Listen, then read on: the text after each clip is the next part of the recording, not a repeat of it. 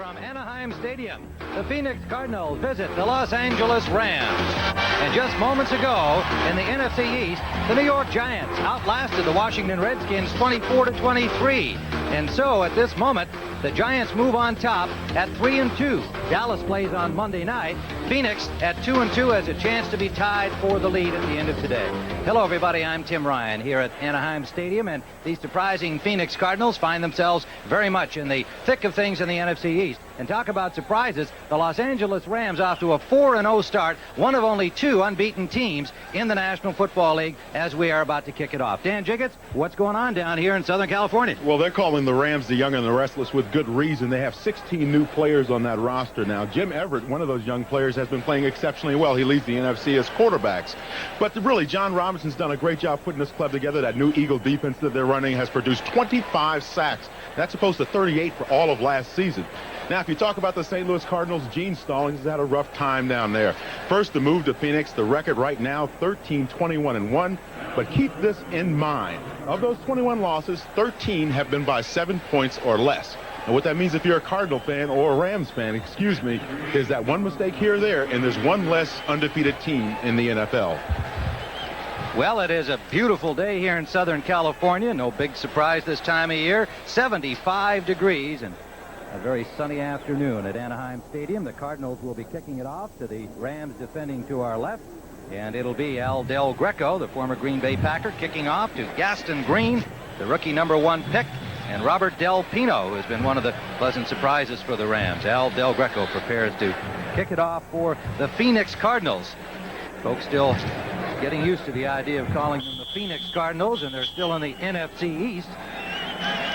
But it's hardly East meeting West today, as they have flown over here in about an hour's flight to take on the unbeaten Rams. And we're underway. A short kickoff taken at the 15 by Del Pino. And the rookie's got running room. Pulled down from behind at the 47-yard line of the Cardinals. A 38-yard return. Jim Everett will bring on the Rams offense in good field position to start the game. Defensively, he'll face this 4-3 lineup. Freddie Joe Nunn, Plasby, Albert, and Rod Sadler.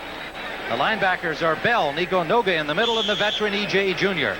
And a new secondary alignment these last couple of weeks with Tim McDonald in the spot normally occupied by Leonard Smith, who has moved on to Buffalo in a trade.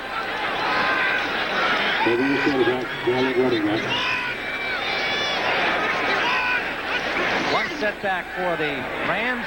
A pass on first down out to the rookie Aaron Cox. And a first down at the 35-yard line of Phoenix. So offensively for the Rams, joining Jim Everett, Greg Bell is the lone setback. He's in there for Charles White. The departed, of course, Eric Dickerson. Now just a memory. The rest of the Rams offensive line unit, Pankey, Newberry, Smith, Slayton, in for the injured Duval Love, and the tight end Damone Johnson. Robinson seeing this young team off to a flying start in the NFC West. That is Greg Bell, who has had 3 consecutive 100-yard games, picking up about 3. Now the inactive players today for Phoenix, the rookie running back Tony Jeffrey and a newly acquired tight end Greg Beatty. For the Rams, pass rusher supreme Gary Jeter out with a knee injury, and their rookie linebacker Brett Ferriness, who is not ready to assume that regular role as yet, but a young man, a free agent they have high hopes for in the future. Jeter could be back sooner than originally thought because the knee is coming around very well. Everett pumps once, now out to the release man Bell and overthrows him. It'll leave third down. And about long 8, we'll call it. Tim, one of the things that surprises you about Jim Everett is so quickly he's developed that coolness and calmness in the pocket. That time, he got a rush right up the middle from Nico Noga, number 57, and he just pulled back a little bit more. He's got a short drop now and just popped it out to the running back, overthrew the ball a little bit, but those kinds of things you kind of expect early in the ball game. Everett with 5 touchdown passes in the victory last week over the Giants. Put him in some pretty good company here in the Ram quarterback history. The likes of Bob Waterfield, Norm Van Broecklyn, Roman Gabriel, and Vince Ferragamo all have 5 TD days. So he's in good company. Under pressure now, he steps up well and going deep. And down goes the receiver. A flag goes down with him. It was intended for Pete Holohan, the tight end, and it was Roland Mitchell, number 25, recently acquired in that Leonard Smith deal. The cornerback, number 25, will probably be called for pass interference.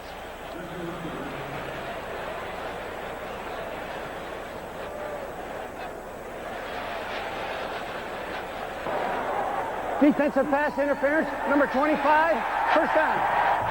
Well, you know, there are a lot of things you can get away with now as a defensive back, but now watching the lower part of your screen, that's Roland Mitchell down there. He just drags Pete Houlihan down, actually hits that foot, and that drags Pete down, and the ball goes sailing over, and you see the yellow flag come in. Looked like he lost his own balance first, and then in a struggle to stay up, took down Houlihan with him. That's right, but he was going with that look back theory. If you look back for the ball, you don't get the penalty, but you still can't trip him. So it's first and goal for the Rams. Opening series, a big penalty against the Phoenix Cardinals. They're at the 9-yard line. In motion, Henry Ellert. Great Bell to the 5.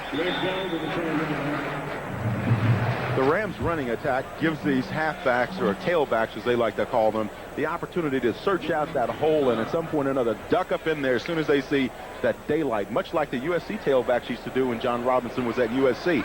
And he says that, you know, that tailback's got to be that tough guy, you know, that guy that's very responsible, and also the guy's going to get you a lot of yards.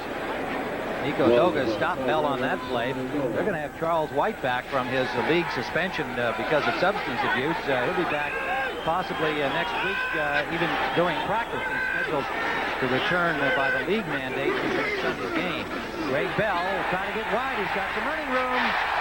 Touchdown.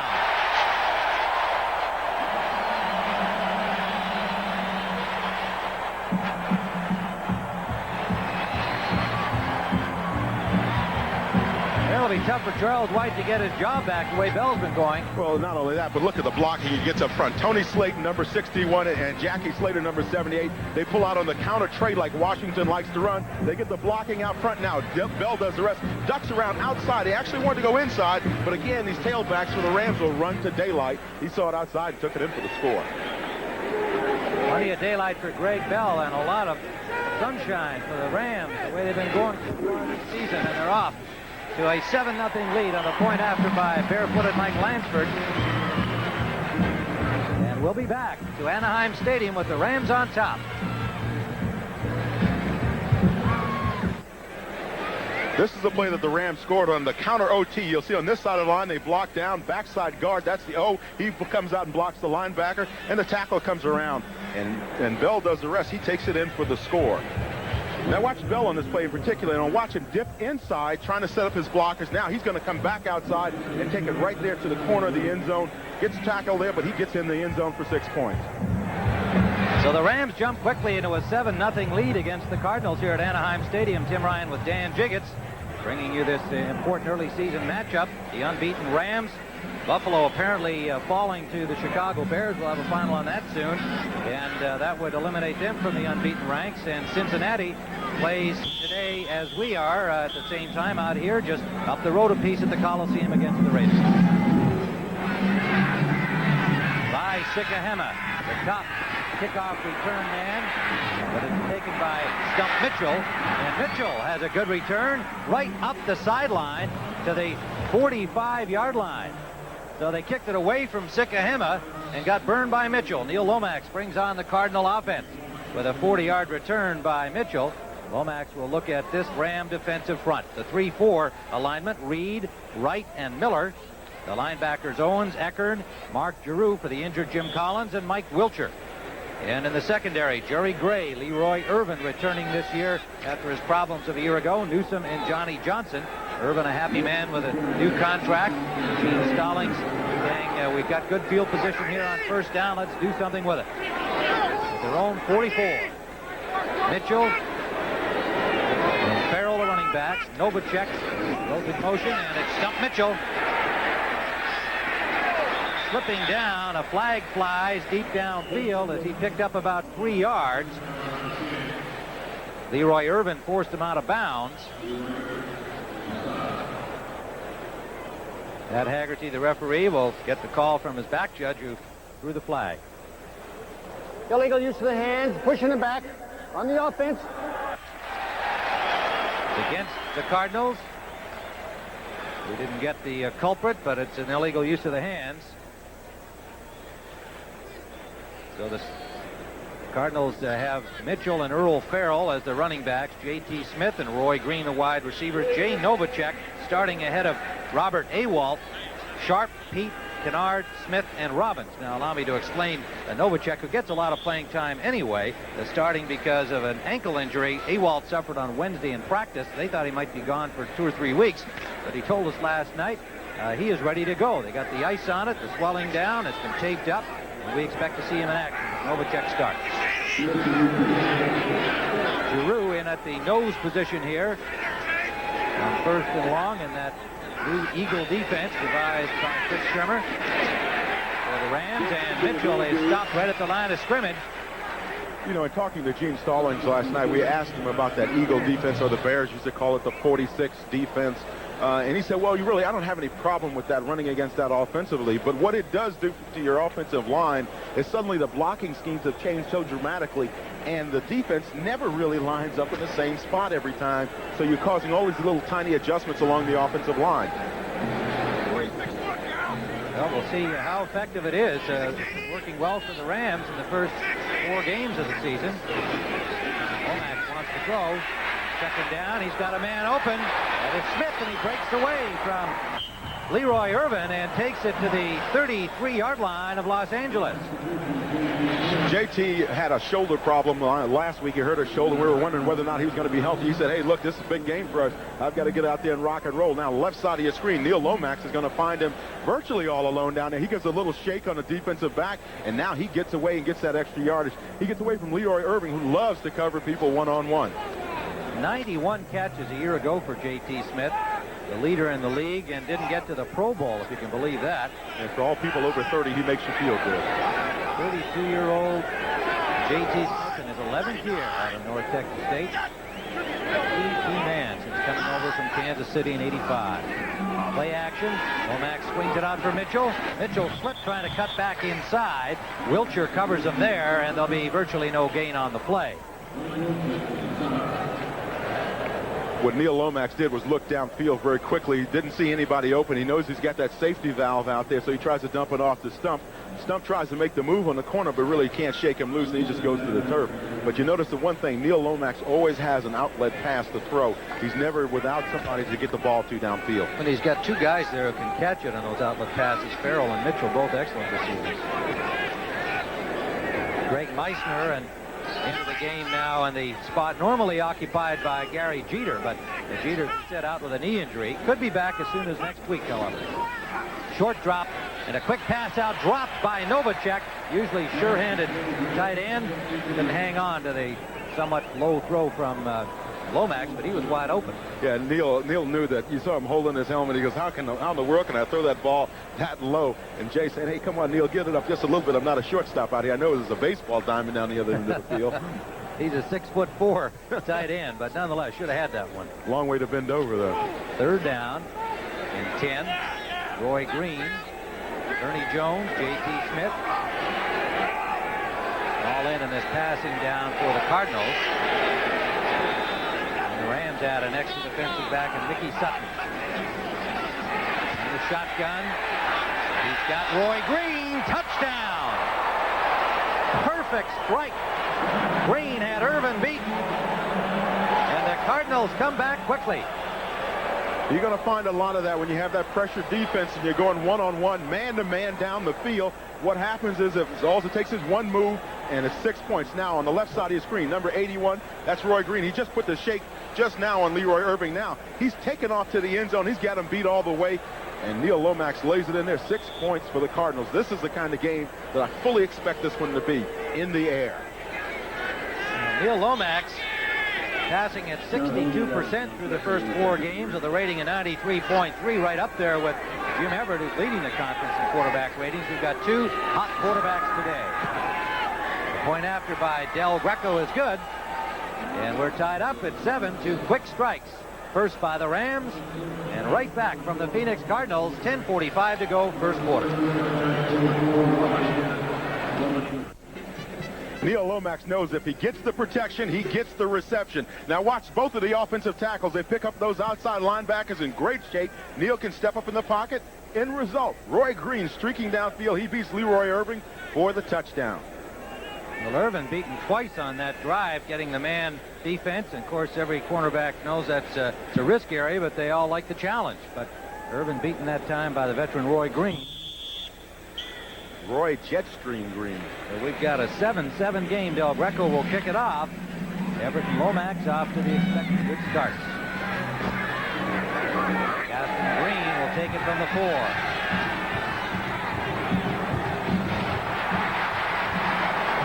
Out to the 30-yard line for Green. Stopped there by Don Holmes, the rookie from UCLA. And we see the Giants over Washington. That game preceding us here. And Philadelphia beating up on Houston now, 32-23. They're still playing. And in that game, Houston was actually ahead 9-0 in the first quarter. Wow, now there's a big one. Cleveland over Pittsburgh. Cleveland in that tough AFC Central, trying to get it going as they're 2-2. They've now moved to 3-2 in the AFC Central Division.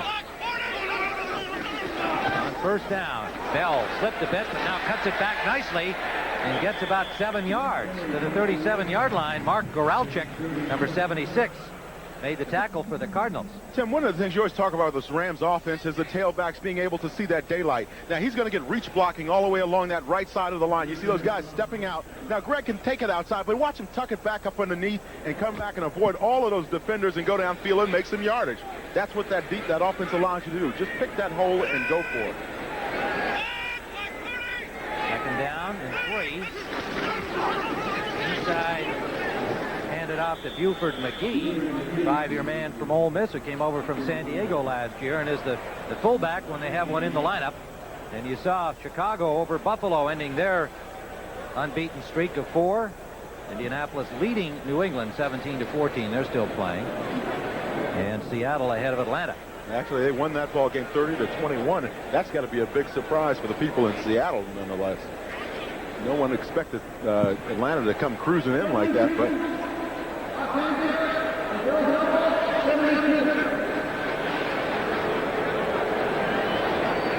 we've got third and less than a yard for the Rams at their own 39-yard line.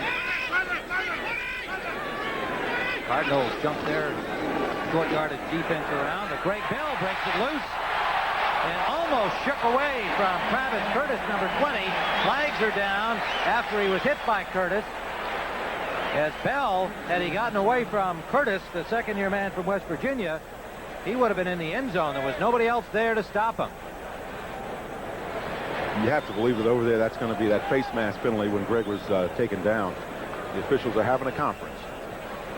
Curtis had to do whatever there because Bell was about to get away and head to the end zone. That's it. He was gone.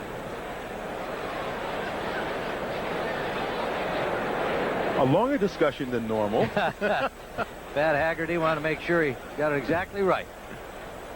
We have a 5-yard face mask, which is declined.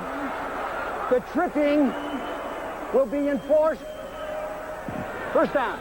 I want to say he did try everything he could to stop him. That's right. Well, this is what happened. Now watch on the bottom of your screen, all of those cut blocks taking place. Now out in front, that gets Newberry out. He gets a nice block in front. He's number 66. Greg Bell does the rest. But what those cut blocks did on the backside was it took down all of that pursuit, and Greg was able to get downfield. Now there's the face mask that took him down. And the trip, yeah. It actually was the trip that brought him down. So not a bad combination. No, I was going to say you have to credit Curtis. He'll take that penalty because otherwise Bell's in for 6. So it is first down at the 43-yard line of Phoenix. Everett wants to throw on first down and gets it out to Gaston Green for a gain of about 4. Well, they're going to spot about a 3-yard pickup for the rookie from UCLA. Tim McDonald made the tackle there. This kid, Gaston Green, you just get the feeling he's one of those kind of guys that's going to suddenly explode one game, and he's going to come in with 150 yards rushing and maybe 60 or 70 yards in receptions. He's just primed for the takeover. Phoenix has already lost a defensive lineman on the first or second play. Bob Clasby, apparently injured ribs, and he's in the locker room being x-rayed. So Mark Goralczyk, number 76, has taken over there at left tackle. Everett hearing it out and over everybody. intended for Cox, number 84, the rookie from Arizona State. It was intended for Cox, but I saw that photographer down in the end zone getting ready for the reception. Well, he had pretty good coverage, one-on-one with him. There he goes. He had his gloves on, too. He's going to put his gloves on. You know, one of the things, though, about this young guy, Aaron Cox, who the Rams have at the wide receiver position, is he's one of those guys that's a real smooth runner. And when we talked to John Robinson, he said, you know, this guy's head doesn't move when he runs. It doesn't bob. So as a result, he sees the ball very clearly downfield. Ken Harvey and Wayne Davis have come in at linebackers. Curtis and Mitchell as extra defensive backs on the passing down, and that is just overthrown. Intended for Henry Ellard, and on the coverage was Roland Mitchell. So it'll be 4th down, and the Cardinals have stopped the Rams on this drive. And we'll see Rich Camarillo. Camarillo getting a punting opportunity for the Rams as he was out of work, and Dale Hatcher went down to a knee injury, and Camarillo's been doing a fine job here. 39-yard average on 21 punts through 4 games. Former New England Patriot. And the deep man is Tim McDonald, standing at the 10, and Camarillo elevates that.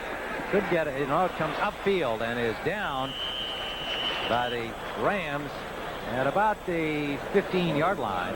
A 23-yard punt.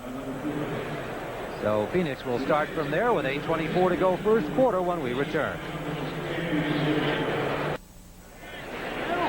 Tim Ryan with Dan Jiggetts. 8:24 to go first quarter, a tied game, and there is the defensive boss of the Rams, Fritz Shermer. The Fritz has installed that Eagle defense, which is a formulation of the 46 defense that the Bears used so successfully in the Super Bowl season. Shouldered out there until the last minute, and then they just substituted. Back to their 3-4 on first down. So no game's being played. Stump Mitchell has a big hole and bashes out to the 35-yard line for Phoenix.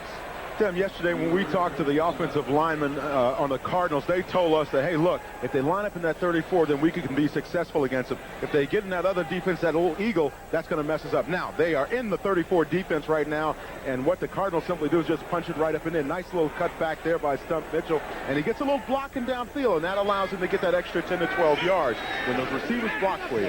19-yard pickup. Lomax to throw on first down. Goes to the short man for a gain of about 5. Novacek. Get it to the 40-yard line on forward progress. Carl Eckern was there to meet him, number 55 for the Rams. You know, the nice thing about both the offenses for the Cardinals and the Rams is that the pass distribution is to everyone on the offense that's allowed to catch a football. You look at the tight ends, you look at the wide receivers and the running backs, and the ball's going out to everybody. And what that says to the defense is that, hey, look, you can't zero in on 1 or 2 guys. Lomax is 4 of 5 passing in this game, and you can see how well he's done on first down. It's been a big part of their success. 2-2 through the first 4 games. Mitchell again. First down, Phoenix to midfield. Stopped by Eckern and Johnny Johnson. Oh, I tell you what, though, the key block there, Earl Farrell, number 31, he set it up very nicely on the corner. Now watch down at the bottom of your screen. Gets good blocking out of that offensive line. They seal it off, get those hook blocks inside. Now Farrell seals that play up inside, and Stump Mitchell does arrest. A nice avoid there on Vince Newsom. He takes off downfield. Carl Eckern knows that he's got to get over and help Johnny Johnson make the stop. Tony Jordan has come into the backfield to join Farrell, who just executed that nice block. Lomax out quickly to Tony Jordan. And a pickup of about 5. The rookie from Kansas State, their number 6 pick this year. Had a couple of short yardage touchdowns last week in their victory over Washington. Wiltshire and Giroux made the tackle for the Rams. And talking about this young guy, Jordan, again, another one of those young players that's adding a lot to a football team. Gene Stalling says this guy's going to be a winner. Number 32, Jordan.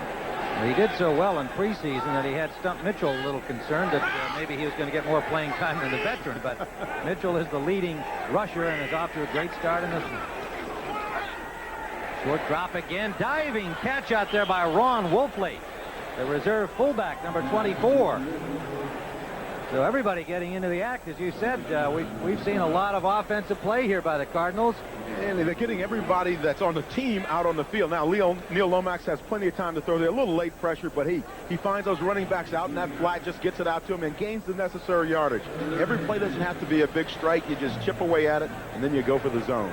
Jordan comes back in. Wolfley goes out, and we have a 3rd and 2 Phoenix.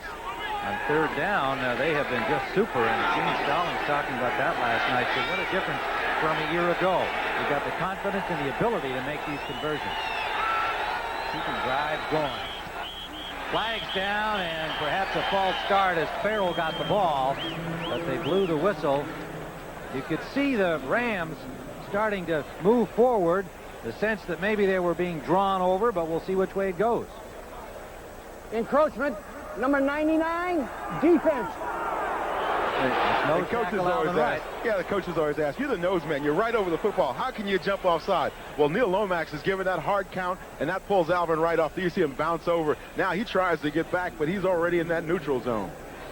Alvin Wright, the 27-year-old veteran, a free agent from Jacksonville State, Alabama. One of the great stories here for the Rams. A guy that didn't figure to make this football team, finally became a starter this year. Last week he blocked a punt against the Giants, and so he's suddenly in the spotlight. Hard to get in the spotlight playing nose tackle. Owens comes in. They go to their Eagle defense now. Giroux over the nose with Wright out of there. And it's in and out of the hands of Novacek, who's dropped twice now on Neil Lomax. He wasn't going very far, however. Mel Owens had him well covered, and that would have been only about a 2-yard gain. Well, that's the thing that Mel Owens has to do in that Eagle defense. Sometimes you'll see him rush from outside, and other times you'll see him drop off into the coverage and cover the tight end. That time, Giroux, who plays over the nose normally in that circumstance, also had to get out on coverage. But Mel Owens has been having a Pro Bowl-type season so far. Back in come Wright and Miller, the big guys, and they shift back to the 3-4, so lots of changes on every down. Lomax flicks it off to Earl Farrell, and Farrell gets inside the 30-yard line of the Rams, about the 29. The safety valve play again. Neil Lomax has had a hip problem earlier this season, and one of the things that has taught him is to step back up into that pocket and allow his offensive line to give him that cup protection. Now watch him slide back up in, and that causes Kevin Green to miss the sack. Now he very smartly just dumps it off to Earl Farrell, and Earl does the rest. Nice little shake there, and Carl Eckern makes the stop. So far, Lomax has used 7 different receivers, and we're still in the first period here. John Wolfley back in. They go to the shotgun, 3rd down and 3. Ernie Jones comes in as an extra wide receiver, number 86. Complete to Roy Green, who just literally stole that ball away from Leroy Irvin.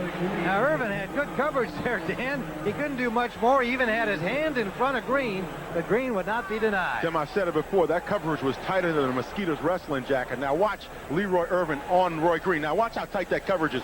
Face to face right up in there. He can smell his cologne. Now he tries to break back and get to the football. That was simply a great play by Roy Green and a great throw by Neil Lomax. So it is 1st down, Phoenix.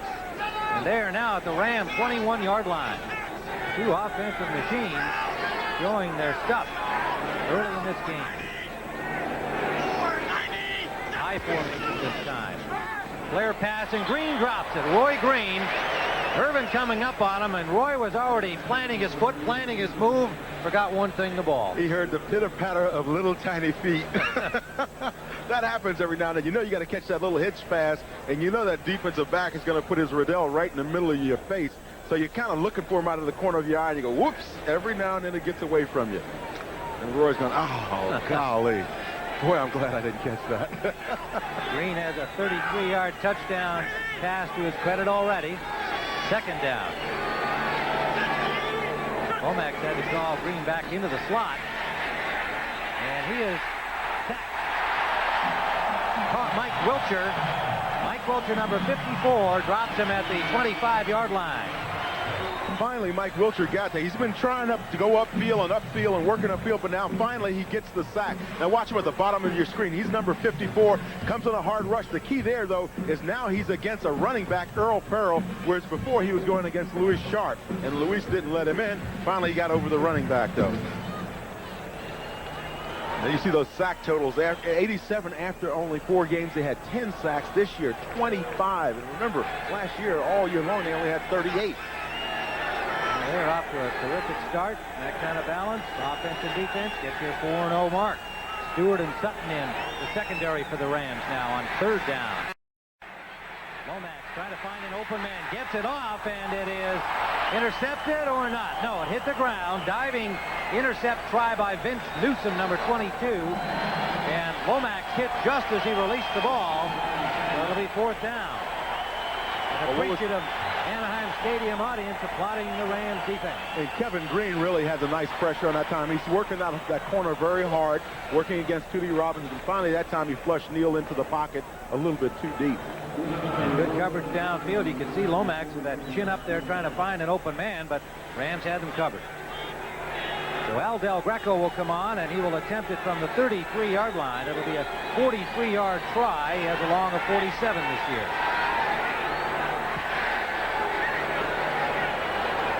And he's got it. Al Del Greco with a 43-yard field goal sends Phoenix on top 10-7 with 3:04 to play, first quarter.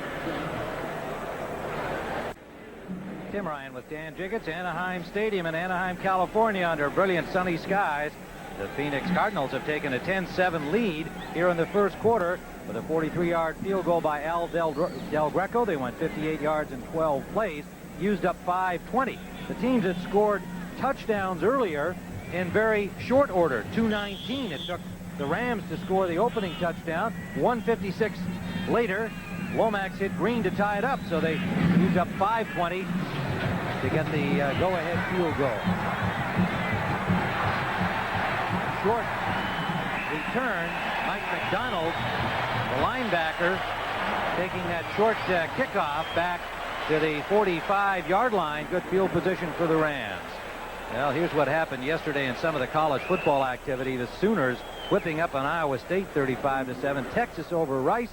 And next week here on CBS Sports, they'll meet each other, Danny. Number 10, Oklahoma. And Oklahoma with only 1 loss, and that's to that USC team that everybody's figuring could fight for the national championship.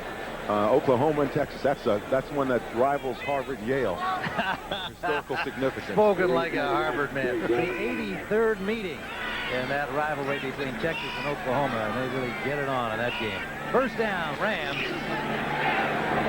In and out of the hands of Aaron Cox, the rookie, number 84. Like Roy Green moments ago, a little too eager to get running with the ball. Tim, you really like this guy, don't you? They nicknamed him Flipper here. Now, you really like him. Oh, that's Anderson that has that Flipper nickname, but I like this young Aaron Cox. You know, I was reading a story about him in the weekend edition of the Times today here in Los Angeles, that he lived about 15 minutes away from the Coliseum, and he used to go and shag balls over at the USC practices. John Robinson was the coach when young Aaron Cox was just a kid. So this is a dream come true for him. Greg Bell on 2nd and 10. Not much there. Good tough defense in the middle by the Cardinals, shutting it down. Goralchik in on it, and Sadler and E.J. Jr. If you're going to try to run into the middle of a 4-3 defense, you've got to get movement up front with your offensive linemen. Now, you know that the Rams offensive line likes to run over people, but it's going to be increasingly more difficult if those linemen for the Cardinals are not slanting. That means you just got to buckle it up and go after them. Guys like Doug Smith, that center there, look at those scars in that helmet. That's the real deal down there. Passing down brings in 2 linebackers and 2 more defensive backs. Davis and Harvey replacing Jr. and Bell for Phoenix. And under pressure, Everett is sacked by Steve Alvord, the right tackle, number 60. And he may have got to the line of scrimmage on the play. Looks like he did. So not officially a sack, but a good play by Alvord. It's a very alert play now. What happens is Everett can't find anybody downfield. He's got to take a 5-step drop. He plants. He doesn't see anything. He sees some defensive linemen in his face, so he decides to take off. Now, watch this great speed of Jim Everett. He tries to turn the corner, but oh, he's pulled down. By Steve Alvord, who showed great speed. Okay, Sikkahema back to receive the punt. Mitch Camarillo standing at his own 29-yard line. Camarillo hits from the 34, and Sikkahema waiting for it at the 15. Flags flags are everywhere. I mean, everywhere. There's 3 flags down and about 8 Rams all over Sickahema at the 20-yard line. And Wolfley came in late, number 24. And keep in mind, he went to the Pro Bowl and playing special teams for the Cardinals. First hit by McDonald.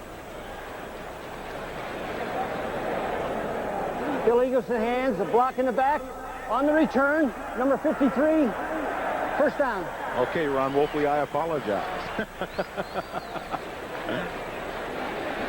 Well, let's take a look at some of the other scores earlier today. Many of you saw this. The Giants over Washington. A missed point after on the first Washington touchdown. The difference there. Cleveland over Pittsburgh, and the Bears beating up on the tough Buffalo Bills. Their first loss of the year for Buffalo. Tampa Bay, Green Bay, a 3-point margin. And Green Bay still without a win. Eric Dickerson had 113 yards rushing in the losing cause for the Colts. And Seattle over Atlanta, 31-20. And Roy Awalt makes his first appearance for the Cardinals, playing with a very tender ankle. Suffered in practice and turned it over running a pass route on Wednesday. From the 10-yard line, Lomax wants to throw. He's got Awalt. First down, Cardinals at the 37-yard line. Send a man in for a mission, and he comes through, and now he's going to go take a rest. Hey, this guy, this is why he was Rookie of the Year last year. Watch him on a nice little release here, and he's just going to go right down the seam. He knows he's got that zone coverage. Watch him find that little open spot in there and just kind of settle down and make the reception. He's a big, strong kid. He's out here in California from the Sacramento area, and he has just been exceptional for the Cardinals at the tight end position. Graduate of San Diego State. And a quick shot out to Mitchell out of the backfield, and he has another first down. Close to midfield for the Cardinals, and moving the ball effectively again on this drive against the Rams. The thing that's so nice about both of these offenses, again, is the fact that these quarterbacks can just drop back and pop that ball off real quick. They don't have to get all the way back in the pocket. As an offensive lineman, you kind of like it because you say, hey, look, I just got to hold that block for a quick second, get the guy stalemated, and my quarterback's going to find the open man. Awalt back in at tight end. Tony Jordan comes in at running back. And the eye. Lead back, Farrell gets about 6. Earl Farrell at 108 yards coming into the game. Now make it 108 yards against Washington, pardon me, last week, 100-yard day for him. 239 total coming into the game, averaging 5.2 a carry. So the veteran who had his first 100-yard game last week against the Redskins has been a real force on the ground for Phoenix. Final seconds, first quarter. Tony Jordan, the rookie, gets to the 40-yard line of Los Angeles as the gun sounds, and we'll be back here at Anaheim Stadium with the score. The Phoenix Cardinals 10, the Los Angeles Rams 7.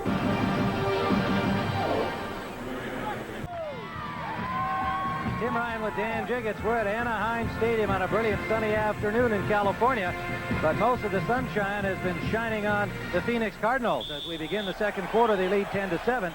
Neil Lomax, 11 of 15 passing, a 33-yard touchdown strike to Roy Green, and a field goal by Al Del Greco after the Rams had scored first on a 5-yard run by Greg Bell. And the Cardinals have the ball. First down.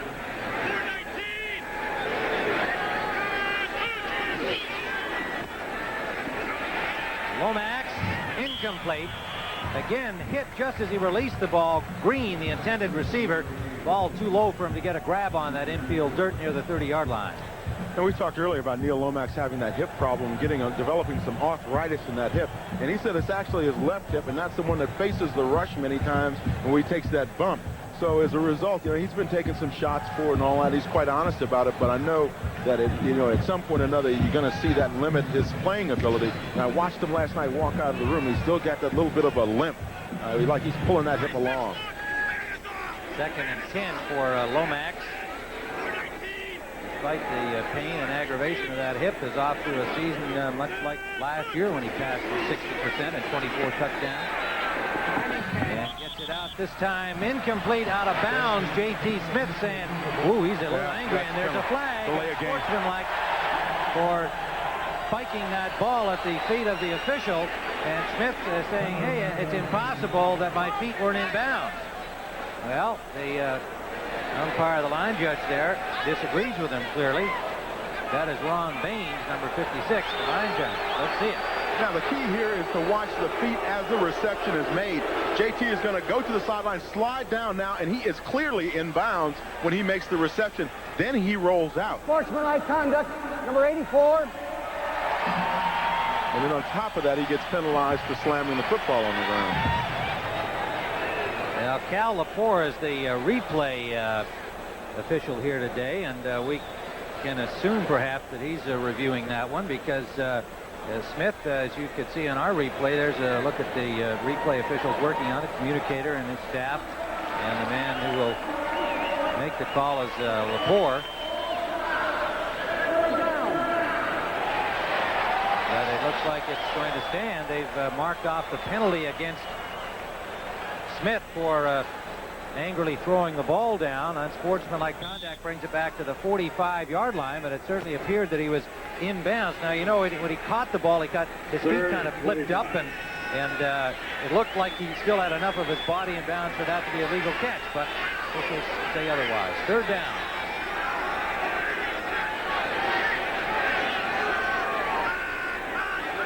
Shotgun for Lomax. Lomax with lots of protection goes to Novacek, and Novacek catches this one for a gain of only about 6 yards, however, to midfield, where Fred Strickland, the rookie linebacker from Purdue, and Mickey Sutton, the cornerback, combined to put the hit on him. And this kid, Fred Strickland, number 53, has really come a long way as a rookie linebacker for the Rams. John Robinson feels that he's a tough guy. And the guy played with a cast on his hand, and as a rookie, that's kind of tough to do. Their 5th choice in that great draft that they had this year because of the Eric Dickerson trade. Strickland figures prominently in their future. Rams had the rush on Greg Horn, but he gets it away with Ellard back, who will let it go. And it goes into the end zone for a cutback, and Greg Horn's first punt of the afternoon for Phoenix. So with 14:04 to go in the first half, the Cardinals lead by 3. Tim Ryan and Dan Jiggetts at Anaheim Stadium. The Cardinals lead the Rams 10-7, 14:04 to go first half. And here's how things have gone so far. Lomax off to a great start, 11 of 17, a touchdown pass to Roy Green. And to this point, Phoenix 174 yards to only 43 by the Rams. Now, one reason for that, Dan, they used up 5 minutes and 20 seconds in the drive that led to Greco's go-ahead field goal. So they just simply had the ball more. Now the Rams with Everett, 2 of 6 to this point, starting from his 20. Deep sideline, and it's caught by Henry Ellard. First down, Los Angeles to their 34-yard line. Carl Carter, the cornerback number 41, had the coverage and made the tackle. Well, Jim Everett told us that, Henry Ellard's always been their most consistent receiver. He's the guy that you can always go to in the tough spot. And here you see what Jim Everett is looking at. He turns out, finds Henry Ellard, who makes a nice little out move on that pattern, goes up in the air, and the important thing, comes down in bounds with the football. Like J.T. Smith did as well. Yeah. Here's Greg Bell. Bell is met at the corner, nowhere to go. Cardinals stop him for a loss. Anthony Bell, the linebacker, and it was Bell ringing another bell. Yeah, you don't like to see that when you come around the corner and you realize that the defense is having a team meeting over there. That's what it looked like. Anthony Bell was the leader, not related to Greg, but the bells were ringing. Oh, boy. I take that back. I rescind that. 2-yard loss. That was real weak. That was awful. Second at 12.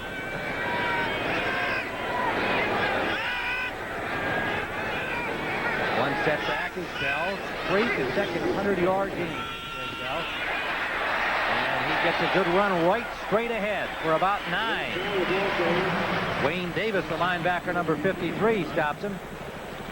Well, I tell you what, when Jackie Slater and Slayton came around on that play, it looked like I-5 straight down to San Diego. Now watch these guys. They're going to pull around to the left side of your screen. Slayton there, 61, lays a block on. And watch Jackie Slater just pop in there. He gets the linebacker, and then Bell does the rest. Greg Bell is really running well following those blockers, allowing them to set up the block, and then taking off and running. Yeah, it was another good look at that style of John Robinson that he carried over from his USC days here to the Rams. It wants those running backs to go north-south. And Bell said it took a little while to adjust because at Buffalo he was running more traps, more sideline kind of oriented things.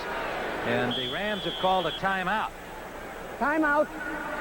Los Angeles, number 1. But it has certainly been an effective running offense for Greg Bell.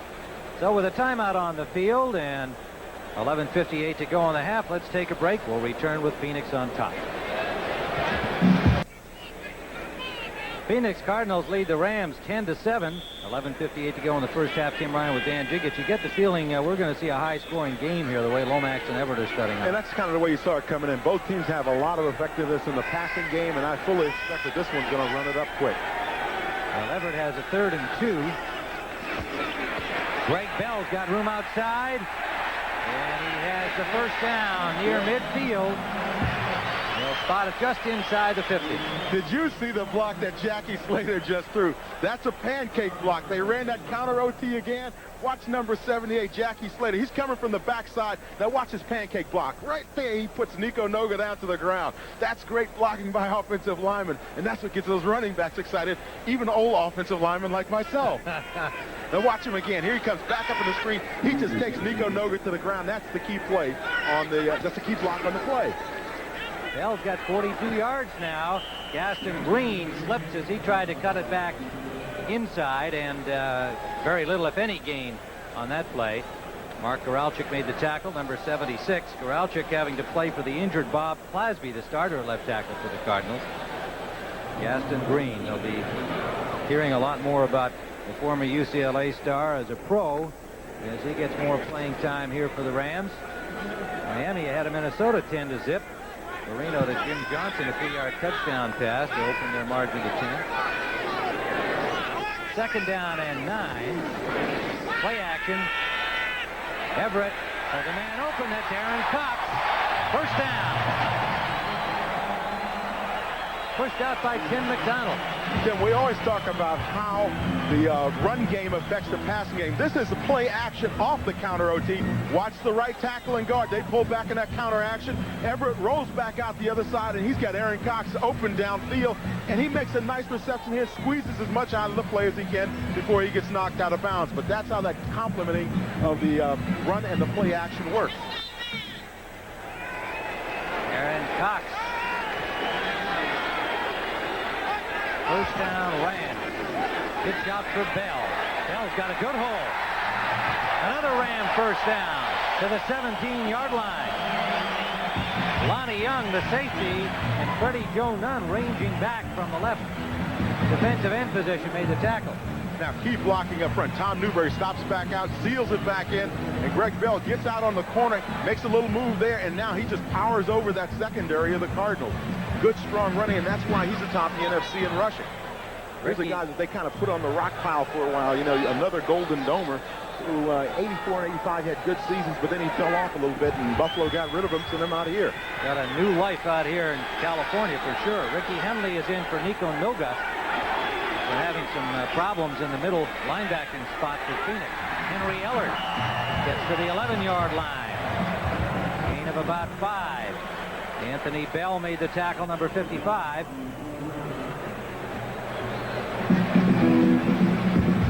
Now here's Henry Ellard, number 80. You know, watch him outside. He's at the left side of your screen. He's going to come in on that nice end move. Now watch him plant and then roll back out towards the sideline.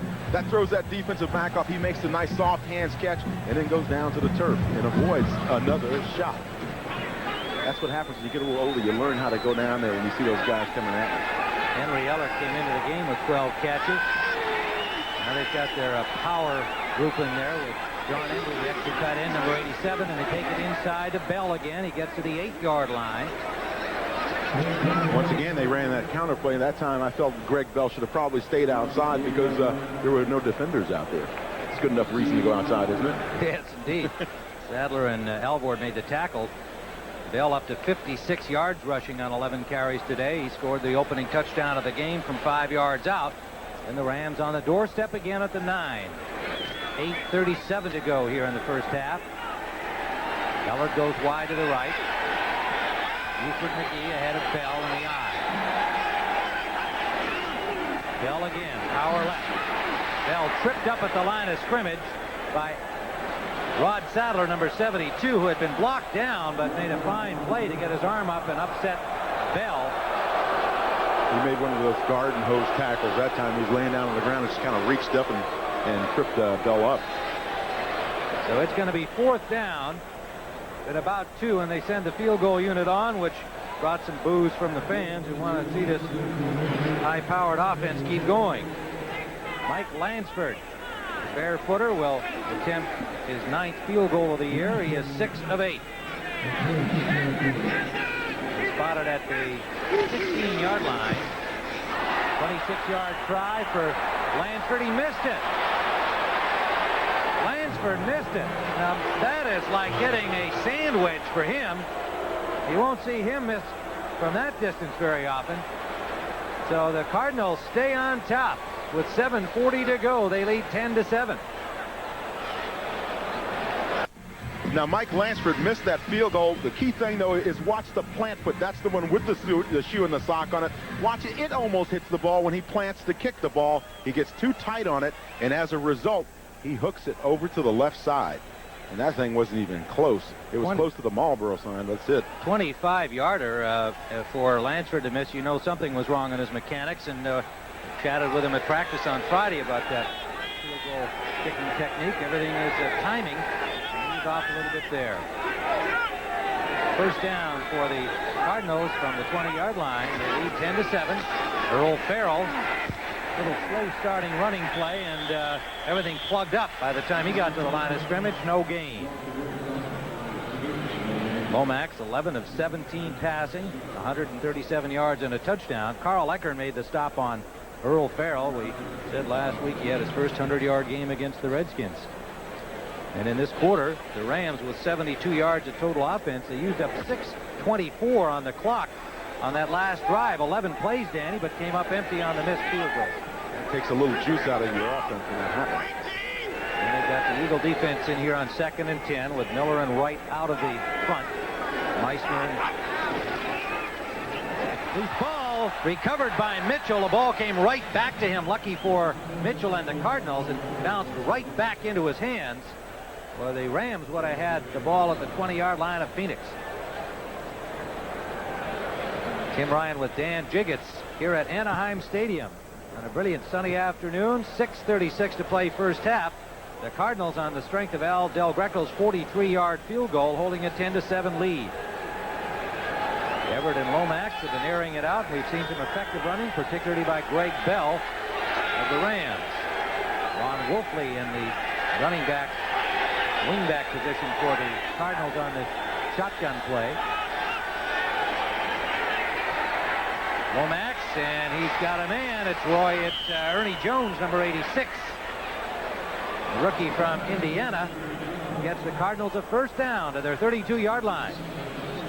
Number 8 picked by the Cardinals this year. And along that offensive line for the Cardinals, Todd Pete, number 64, has been replaced by Joe Bostic, number 71. Now, Bostic is one of those longtime veterans up in that offensive line for the Cardinals out of Clemson.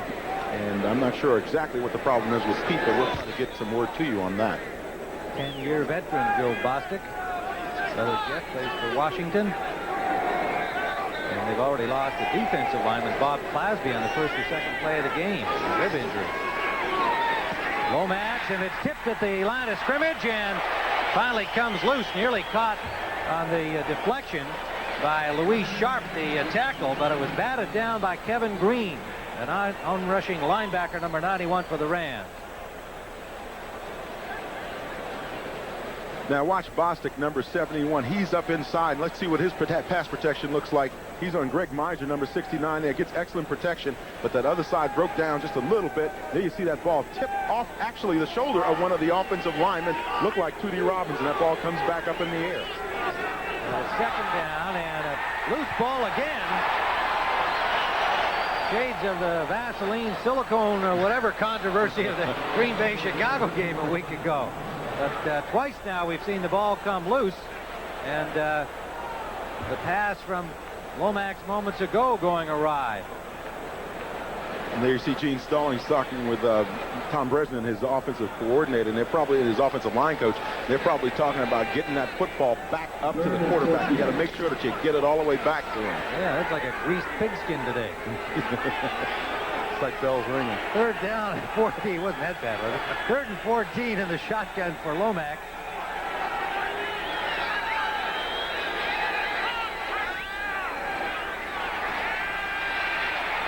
Goes to the short man. It's dropped by J.T. Smith. Smith did not have a lot of running room to try to get the first down anyway. 2 Rams were waiting for him had he caught the ball. Yeah, but J.T. knows better than anyone else. These are the kinds of catches he has to make. We talked earlier about the fact that he was not in the Pro Bowl. Some people felt it had a lot to do with because he played in the replacement games. But here he plants, comes back, and works out to the outside, and he just simply drops the ball. Takes his eye off it just a bit, and that's enough to let it go down to the turf. So the Cardinals will have to kick. Henry Ellard is back, and it is partially blocked. Greg Horn's punt comes down at about the 43-yard line. Mickey Sutton, who Fritz Shermer calls the best little man in football, made the block. And down here in Southern California, there's another Mickey. It's about the same size as him. Watch him come in from the left side of your screen. Now he's going to just come in and just tip this ball. Watch him get elevated there. And he just tips it with his fingertips, and that's enough to block Greg Horn's punt. Now coming into this game last week, Greg Horn had averaged 47 yards of punt, and this one is blocked by the Rams. Mickey Sutton, he's the guy that no one expected to make the team. Everybody says he's too small. Got a big heart though. 5'8", 165-pounder. And first down to Horn. What a catch! To Cox, pardon me. Aaron Cox from Jim Everett. Absolutely perfect pass and a good catch with a defender all over him. Cox comes limping back toward the sideline. Boy, I tell you what, this is a hard catch to make. Now watch the left side of your screen. That's where Jim Everett's going to find Aaron Cox. Everett plants, finds his receiver, and guns this one in. Now watch Cox come back to make the catch. That's the key there. He just reached in and took it away from the defender. Aaron Cox, a young rookie, he doesn't play like a rookie, though. This guy catches the football like he's been around the league for a couple of years. Here you get another peek at it. Now watch him just reach back on over there and get that pass. 2 guys defending on the play, but he wanted it. Carl Carter had the initial coverage and then got help from Lonnie Young, the safety. But Aaron Cox made a great catch, and he is down and hurt. As he fell to the ground, he was totally out of body control making the catch. All his concentration was on that. And Carter kind of came crashing down with him, and Young arrived. So Cox getting some medical attention over there from the training staff. And it appears it may be the ankle that they're working on, and that's what usually happens in that situation. Well, next Sunday on CBS, another full lineup of important NFL action, beginning with the NFL today. Washington will be at Dallas. Dallas playing Monday night, and then next week at home to Washington. The Bears, who beat Buffalo today, will be at Detroit, and Chicago rolling again. These Rams will be in Atlanta. Most of you in the California area will see that. And Tampa Bay will be at Minnesota. Minnesota in a bit of a battle against Miami today, down in Miami. And then Dan and I will be in San Diego for the late game, 4 o'clock Eastern time. The Saints will be in San Diego. And New Orleans off to an outstanding start as well this season. Bobby Hebert and company, 3-1 coming into the action this weekend. Aaron Cox is up and moving again. He looks to be okay. A lot of times what happens is on one of those pass receptions, you just jam that ankle just a little bit. It's enough to make you limp and have to take a couple of plays off. So he's been replaced by Willie Anderson, another rookie out of UCLA, Everett, and was hit from behind by the blitzing Tim McDonald from the safety position, and that forced Everett's pass to go awry. Tim McDonald came on the strong safety blitz, and Jim Everett had just planted, just getting ready to deliver the ball, and that's when he got the sack, or the near sack, excuse me, by Tim McDonald. McDonald is one of those guys that Gene Stallings last year was real high on, but he kept getting injured. He said, boy, when this guy is able to break in, he's going to be a fine player for us. And finally, he has arrived, and Leonard Smith is now in Buffalo, and that's who Tim McDonald replaced. Michael Young, Henry Ellard, Willie Anderson all in it, wide out for the Rams on 2nd and 10. Everett, he's got his man for a first down. Ellard near the 5-yard line. Lonnie Young on the tackle. That's a tough spot to put your safeties in, as covering wide receivers. I know that Lonnie Young played cornerback last year, but this is a tough one. Now watch Henriella. Nice, good, soft hand reception here. Little interference there, but boy, he goes up for this one very nicely now. He's going to get stuck by Lonnie Young. Now you see that hand across the face mask. First and goal, Los Angeles Rams at the 5-yard line of Phoenix. Henriella, I talked to him the other day, and I said, it's nice to see a smile on your face. He went through a tough time here with contract negotiations and all that, but everything is kind of shaken out very nicely for him.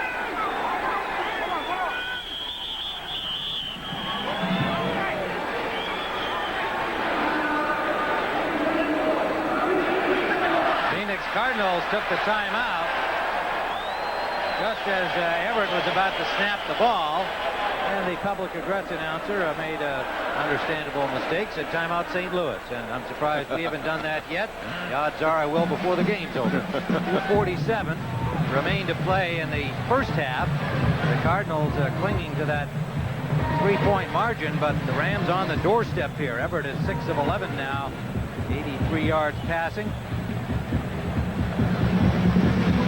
With 2 timeouts remaining. You know, November 15th of last year in St. Louis, where the Cardinals were still residing, that the Rams took a 1-7 record in there. They had only 1 victory on the season. All of the turmoil involving Dickerson and the trade and Leroy Irvin's holdout, and they went in there and won the game on a field goal by Lansford, and since that time they have won 9 and lost only 2, including a 4-0 start this year. And one of the things you may be looking for down here now that the Cardinals are putting their goal line defense is indeed for the Rams to run wide on that goal line defense. That's what I would do were I the offensive coordinator of the Rams. So Aaron Cox, he has a sprained ankle, may return. This is Greg Bell, and Bell. Will they give it to him? Yes, touchdown.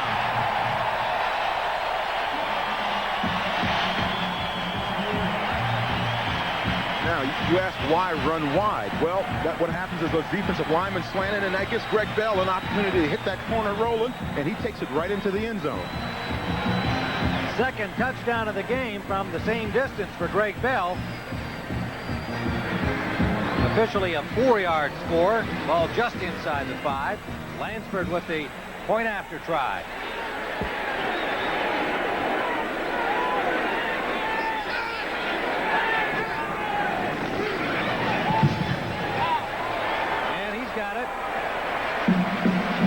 Hometown Rams have regained the lead. 14-10. With 2:42 to play here in the first half. Now, one of the things you'd always look for when you're down on the goal line, you get a book on the defensive line. You know if they slant in or slant out. Now, watch on the right side of that offensive line for the Rams. They know that those guys are slanting in. They take it right up inside there on the counter play, and they take it in for the score. Greg Bell, number 42. Now, here's another look at the offensive line play. Now, watch the backside guys. They're down at the bottom of your screen. They're going to pull over that counter action, take it up into the line of scrimmage, and Greg Bell has got nothing but room to run in there, and he takes it on into the end zone on a nice second effort by running over the linebacker. It's Newberry 66 and Hankey 75 leading the blocking on the play. Here's how it went. 1:51 on the clock, 44 yards on the ground, 4 plays resulting in the 4-yard touchdown run. It came off that partially blocked punt. Mickey Sutton holding Greg Horn's punt to just 16 yards and giving the Rams that opportunity to go into the score.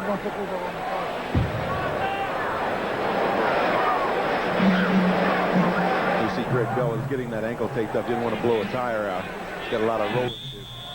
And speaking of taped ankles, that's what they've done to Aaron Cox, the rookie wide receiver, and they say he could get back into this. Made a key catch on the last drive. Stump Mitchell returning the kickoff. The flag is down as Mitchell takes away from tacklers and is finally driven out at the 32-yard line. Gene Washington, reserve defensive back number 37. But a flag down back near the 10-yard line. I believe it's on E.J. Jr. And again, you know, when those players coming back late, you get those hands in the back of the defensive man running down the field, you're going to get those kinds of penalties. So the Cardinals will have to start deep in their own end. Illegal use of the hands, number 54 on the return, half the distance, first and 10. Half the distance brings it back to the 6-yard line for Neil Lomax and company. Tim, keep in mind, this happened to the Cardinals a couple of plays, a series before. They were down there stuck on that 10-yard line because of a penalty. Now, what this means is that suddenly you've got to generate a different kind of offense because you can't be as loose and carefree when you're on the 6-yard line as you can if you're starting on the 20. E.J. Jr. has been having his problems this year with Wayne Davis playing in behind him. He was another one of those guys, along with Stump Mitchell, said, hey, look, if you're not going to use me, let me go. Yeah, he's concerned about that number 1 rookie pick, Harvey. Pass rushing linebacker. On first down, Mitchell with a big hole. Running away from tacklers out to the 20-yard line. Finally hauled down from behind by Johnny Johnson. But Stump Mitchell, with a good piece of running, has a first down, getting the Cardinals out of the hole, and they're into the hurry-up now with 2:12 to play here in the first half. Short drop, Lomax. And that's complete for another first down to J.T. Smith over the 30-yard line. Lomax 13 of 21. And we've reached the 2-minute warning here at Anaheim Stadium. And lots of fireworks would appear to be ahead here with Lomax and Everett going at it. And the Rams on top. Tim Ryan with Dan Jiggetts. 2 minutes to play first half. Cardinals have the football. They trail by 4. Each team with 2 timeouts remaining. And Neil Lomax, a fine 2-minute quarterback to have out there with the short drops and the accurate passing style. Last year he passed at a 60% average, 24 touchdowns. He's passing at 62% this season.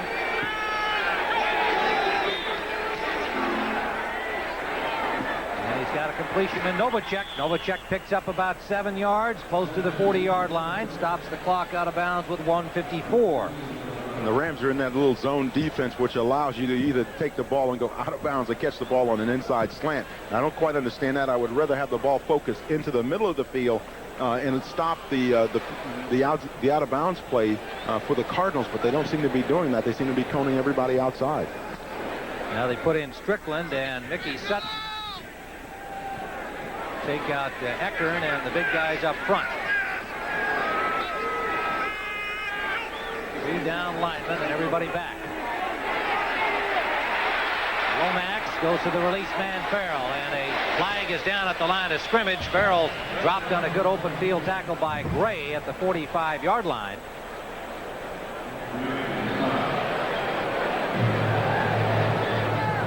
Holding signal against the Cardinals. When you saw Kevin Green try to duck back up underneath and he didn't move, you knew there was a holding penalty coming. 1:45 remaining first half. Gene Stallings seeing the 2-minute offense go backwards here with a penalty. Holding, number 63, offense. That indeed was Tootie Robbins on Kevin Green. 7th penalty. And Stallings last night saying, you know, another good thing about this year as compared to last year is that we haven't had as many penalties. We haven't been hurting ourselves so much during the first 4 games. Well, they hurt themselves here in the first half. And the shotgun, Lomax, and under pressure gets it to Farrell. Farrell trying to get blockers in front of him. Nice piece of running. He has a first down. Sean Miller made the tackle. But the Cardinals have it out at their own 43-yard line, and credit to Earl Farrell there. Well, credit also a nice pickup up front on the blitz. Now, this is a picture of that Eagle defense somewhat. The blitz comes in late and a game in there, and Earl Farrell makes a nice reception and avoids a couple of tacklers and gets that extra effort downfield that set up the first down play for the Cardinals. So another timeout called, 1:35 remaining in this first half. Rams on top 14-10. Phoenix now with 1 timeout left. And the good thing about the Cardinals, they seem to be settling down and not really getting all, flustered by the fact that they're down in the 2-minute offense. And that happens when you have an experienced quarterback. And somebody like John Robinson, he's got Jim Everett. He knows he's a young quarterback. He says, I wonder how he's going to react in that 2-minute situation. Is he going to settle down for me and just take the time to look for those open receivers like Neil Lomax is doing? Lomax 15 of 23 to this point. 182 yards. And in this quarter, Phoenix has been outgained by the Rams considerably. And it's from reflected on the scoreboard. Fred Stokes has come in for the Rams defensively, number 65. He's got the rush on Lomax. He unloads it quickly and incomplete. He intended for Holmes. Novacek also running into that area. Make it Jones, pardon me, Ernie Jones, number 86, the intended receiver. And that's inexperience many times on the part of the receiver. He breaks off the route a little too long or a little too short, and the quarterback's thrown to a spot 15 yards down the field, and the receiver may have indeed pushed it up further than he needed to. I think Lomax was just under the pressure there, Dan, and really fired that thing a little quicker than he wanted to anyway. He's got a 2nd and 10, 1:31 to play first half. And that is Roy Green for another Cardinal first down, fighting to get out of bounds, and Irvin fighting to keep him in bounds. And the clock keeps ticking, so Irvin did his job, but the Cardinals with a first down. Get the next play organized from the Rams' 42-yard line. Lomax, that one again, he was hit just as he released the ball, intended for Novacek. Kevin Green got an arm on his arm. That stops the clock. Keep in mind, Kevin Green, number 91, is a linebacker who's rushing on every down. Now, I'll grant you this, he was a defensive lineman when he came to the Rams, but this guy is exceptional at rushing the passer. And the thing that gives him that great combination is the speed, and not really the strength, but just that drive to get to the quarterback. That's what makes an outside rusher a special guy. Well, he did the job on that play, connecting with Lomax and forcing the ball to the ground. 1:05 to go. 2nd and 10. Kennard, the center, checking the snap count with Lomax. Always a good sign when the center checks the snap count. Good idea. Lomax, he's got J.T. Smith, and Smith shakes loose from the defender and finally driven out by Johnson after he ran through Mickey Sutton. Looked like he might have made a one-handed catch on that from our angle here. J.T. Smith, perfect strike though from Lomax, and stopping the clock, 57 seconds left. 18-yard gain to the Rams' 24-yard line. Denver on top of San Diego at halftime by 6. San Francisco leading Detroit. And Miami in a shocker at halftime, shutting out Minnesota. The Dolphins not known for a tough defense. Earl Farrell picks his way for about 6. Inside the 20 to the 17-yard line. 47 seconds remaining. Wilcher and Strickland, the linebackers, made the tackle.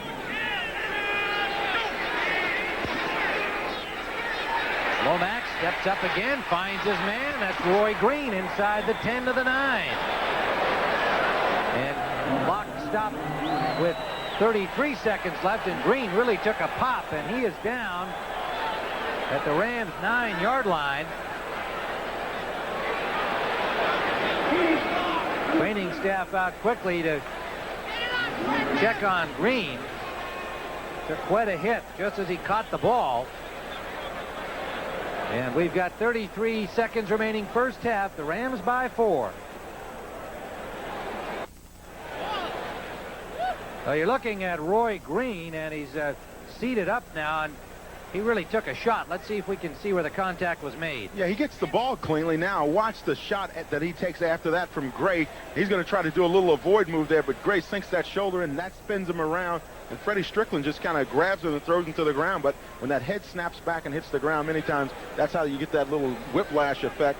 And that can just knock you unconscious for a second. But he is up and heading to the sideline down. That's the good news. Roy Green, the 31-year-old veteran, in his 10th year. He's suffered with injuries in recent years, but he keeps coming back and playing at the top of his game. And he's got a first down for the Cardinals at the 9-yard line of the Rams. And we're happy to see him up on his feet. And it looked like it was that head hitting the ground there with the perhaps the weight or a blow from Strickland, the linebacker, a much bigger man. Lomax, 18 of 28, 225 yards. Green's got 4 catches in this game, including a 33-yard touchdown. This is a very, very well-designed 2-minute drive by Neil Lomax in the Phoenix Cardinals. I almost said the same thing. You'd be forgiven. J.T. Smith out to the left. Ernie Jones out to the right. Novacek and Don Holmes, also receivers. We got a man open. Touchdown, Novacek. So the Cardinals, with 29 seconds showing on the clock, have taken the lead. Now, when you have a receiver like Jay Novacek down here, you know he's got that big range. He's 6'4", 6'5". Now he's going against a little DB here. Nice little shake there on Vince Newsom, and he's wide open going to the end zone. If you're going to stick a receiver up front and get face up on him, you got to stop his forward progress. Cut 3 of them. These guys, really, when you think about Ewald and Novacek, those guys are like twins out there in the field in terms of their abilities. Novacek is more of a downfield guy, though, than Ewald is. Ewald's the guy that finds a little seam and catches the football. Tight ends, 6'5" and 6'4", respectively. And the point after is good. There's an infraction on that play.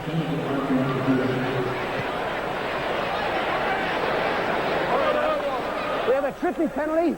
Number 57 on the offense. Retry. That's Nico Noga, and he's on the corner of that field goal team. And what you get in that extra point team, you have to double bump is what they call it out there. You have to reach in, stop the guy inside, then try to stop the guy that's coming on your backside. And that's a tough block to do. And occasionally, you do just kind of stick that back leg up and just make sure that somebody runs over it. And that's indeed what Nico Noga got caught during that time. There you see him, number 57.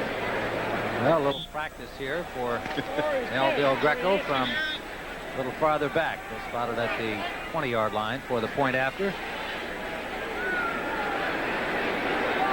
29 seconds remain in the half.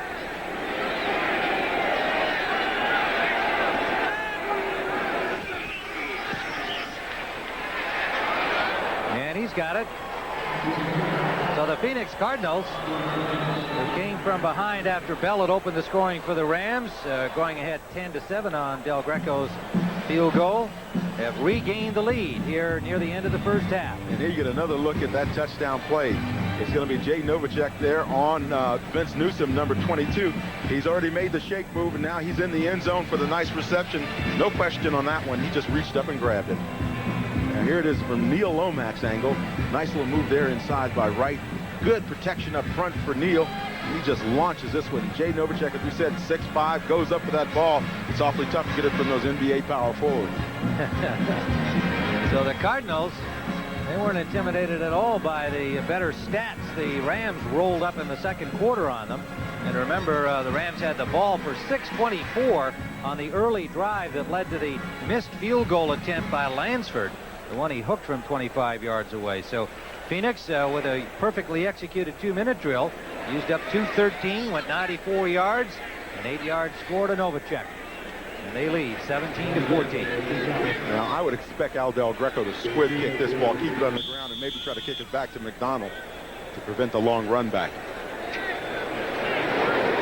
And there it is indeed, a bouncing ball that fumbled away and then covered by a lineman down at the 32-yard line. It was Fred Stokes.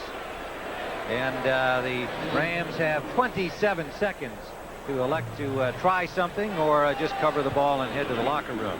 At halftime, our NFL Today crew will be on hand to bring you scores and highlights from around the league. From New York, Fred Musburger, Herb Cross, and Dick Butkus, and lots of interesting happenings earlier today and down the road at the Coliseum, where Cincinnati was leading the Raiders at last report. Bengals and the Rams, the last two remaining unbeaten teams. You mentioned before about covering up the ball. I think the Rams are going to go for it down here. They got 27 seconds left, and they're going to use it. Michael Young, Cox, and Anderson. Go to the short man, Greg Bell. Takes it out of bounds. Didn't get too much on that. Down to 22 seconds. And Cedric Mack forced him out, the cornerback, number 47. We were talking during the Cardinals drive about John Robinson's thinking on what would Jim Everett do in the 2-minute situation. Well, he's got 20-some seconds remaining now, and I'm sure that he's got some sideline plays for him to throw that are fairly safe, so you avoid the pick or the interception now. And then every now and then you're going to stretch that defense and go downfield. You're not going to get too many every now and then, just 22 seconds of it. They go to the screen here to Bell. Bell ran over his own blocker And gets out of bounds, however, to stop it with 14 seconds left. Well, you figure you don't really need that much. You get a maybe 30 yards, you're in field goal position, and that's one of the keys. You figure you're down by 3 points. That evens the ball game up going into the half. So sometimes you're not necessarily thinking always touchdown. If it's there, fine, you'll take it. But you just get into position. You put yourself in position to get the field goal. Lansford has 2 46-yarders to his credit so far this season, and holds the Ram record for distance, a 52-yarder. And I'm sure he's eager to make up for the 25-yarder he missed. Deep drop by Everett. Under pressure by Sadler. A loose ball. Recovered by Sadler on the hop. And he's into the end zone. Touchdown. There is a flag down back at the line of scrimmage. But a terrific job by Rod Sadler, the second-year man from Texas A&M. Even if it comes back, let's see who it's against. Tripping, number 75, offense, behind. And it's against Irv Pankey of the Rams, so the touchdown stands. What a big play by Rod Sadler. Boy, he deserved to get that one and then spike it. That was a beautiful play by Ron Sadler. And now we're looking for number 75. That's Irv Pankey. There you see Sadler on the. That's on the pressure on the quarterback. You saw Everett's arm never moved forward. Nice little move there by Freddie Joe Nunn to push Jim Everett out of the way, and that allowed Ron Sadler to pick the ball up, take it in the end zone for the touchdown. Well, that ball popped right back for Sadler, but still a pretty good agility for a 275-pounder. Stands 6'5". What a thrill for him. You have to realize these big guys have a lot of agility. Well, I'm sure he's going to be getting a lot of comment like that in the locker room. Del Greco with a point after and a huge defensive play. Everett trying to get the arm up to throw the football, but he never got the motion going. It was definitely a fumble, and Sadler was the man who created it. Big play here. Ron Sadler, number 72. You see him right in the middle of your screen. Chases Jim Everett. Jim reaches back to throw that football. It's knocked before he can bring his arm forward. It's knocked out of his hand, and Ron Sadler picks it up and makes the score. And he looks awfully good doing that. Real smooth. Now, the other play that was involved is number 75, Irv Pankey, on Ron Sadler. Now, watch the leg whip there. Nice little shot up there. Now, there's that trip in the leg whip. And you see those offensive linemen, they use a lot of little different techniques up front. And sometimes you get Not all caught. of them legal, right. But again, tremendous agility by Sadler because he had to elude that tripping attempt and stayed on his feet, just put a hand down, still got after the quarterback. Oh, boy, I tell you, he's going to have stories for the rest of the season, the rest of his career. 21-year-old Rod Sadler. Now, he's getting to play because of the injury to Dave Galloway, their outstanding veteran who was hurt much of last year and this year came up with a thumb that's kept him on IR. He's about ready to come back. But Sadler pressed into service, just a second-year man, and so far the hero of the moment. Another swift kickoff and difficulty getting started. Buford McGee, number 24, elected just to play it safe and cover the ball. 2 seconds left. Well, you know, I'm not second-guessing what the Rams are doing, as I like to see them go down the field or down at the time to try and make the pass play. But I guess somebody will make the case that it might have been smarter to go in the locker room, regroup. You're only down by 3, and not not try to get too much. Here they're attempting to pass the ball downfield, turns into disaster. Well, the one thing you want your quarterback to do, and as Jim Everett gains more experience, he'll do that. If he's in a tough situation, you don't run around with the football. You simply put it out of bounds and set it up again and take the next play. You don't run around and hang that ball out and allow somebody to knock it out of your hand. And that's something that comes along as you play a little bit more in the National Football League. This time you're going to cover up. So that'll bring the first half to a close here at Anaheim Stadium, and some boos from disgruntled fans. However, this one has got a long way to go, folks. But the explosive passing action of Everett and Lomax. Stay with us. 24-14, Cardinals. We're back at Anaheim Stadium. Tim Ryan with Dan Jiggetts, where the Phoenix Cardinals lead the Los Angeles Rams 24-14 at halftime. And in that first half of play, you can see that in rushing yardage, virtually identical. But the Cardinals, with Neil Lomax having himself another fine afternoon, 19 of 29 in the first half, 228 yards. And so in the total yardage department, it has been all Cardinals. But the big play right at the end of the half with the Rams trying to get back upfield in the final seconds. Rod Sadler's touchdown defensively, giving them, I think, a big boost. Wouldn't you say, Dan? It's the kind of thing you can carry into the second half. It is the kind of thing you can carry into the second half if you're the Cardinals now. But keep in mind now, this is a play. Ron Sadler, number 72, down at the bottom of your screen, avoids the trip there by Irv Pankey. You see Irv with the little soft shoe there. Now watch Ron Sadler come back. Everett's back to throw, can't get it up. And now watch Ron Sadler, 72, pick the ball up, and he's going to take off to the end zone with it. And that's 6 points for the Cardinals. But if you're the Rams, you start thinking, hey, look, we've got a high-powered offense. We know that we can score with this thing. So you start putting things together, stay calm, and do the things that have made you successful before. Don't let the game get away from you mentally. Still a long way to go to this one with only a 10-point margin and the kind of high-powered offense we've seen from both teams in the first 4 games of the year. So Jim Everett just have to shake off that little miscue at the end and come out firing here in the second half. And I also think, Dan, we may see them try to go back to the run game, which they've done so well with Bell, not try to get it all back in a hurry. Well, what that run game will do is keep the ball out of the Cardinals' hands. If you're successful with it, then you can burn up some of the clock and go down and score, so the Cardinals don't have the ball as long as they would like to in terms of time of possession. But you're absolutely right. That's what's going to work for the Rams. All right, the Cardinals will receive to our right in the white uniforms, the hometown Rams to our left in blue. It'll be Lansford picking off for the Rams, as the Cardinals will have the ball first in the second half. And one of those little things in a game that can turn out to be very important. The Rams defensively will have the pressure here to stop the Cardinals right away, get the ball back and start to turn things in their favor if they can. Lansford, the barefooter, I was looking at his foot practice the other day on Friday. I said, you know, you ought to have a line of calluses along there, but really he just gets a little redness. And I said, how long does it last? He said, usually overnight. Next day it's kind of back to normal. He's just used to it. And he went to the barefooted method after he turned pro, used to kicking off the tee that they're allowed here on kickoffs only in the NFL. In colleges, he could use that all the time, and he said he just didn't feel he was as effective kicking off the ground. Stripped off the shoes, stripped off the sock, and became a successful barefooter. I'd like to see him do it all the time in Chicago in the wintertime. Barefoot boy with cheek lets it fly, and it comes down at the 2-yard line to Mitchell. Mitchell had a little resistance out over the 25-yard line, finally ran into traffic. The Rams were a little slow getting downfield. And Mitchell just came up in a straight line, a pretty good return. Stump was a little slow getting up there. He really got popped on that sideline. It was Vince Newsom and Tim Terrell with the tackle. Now watch Stump there. That's the blow that really hurts right there. And then there's a little extra shot in there by Michael Stewart. Now that's the kind of stuff that will get a flag for you on the sideline. And I quite honestly think that one should have been thrown on Michael Stewart in that situation. So the Cardinals start from their 27-yard line. A.T. Smith comes out to the left, and Roy Green, dinged in the head near the end of the half, is out there on the right side. Glad to see him back, healthy and ready to go.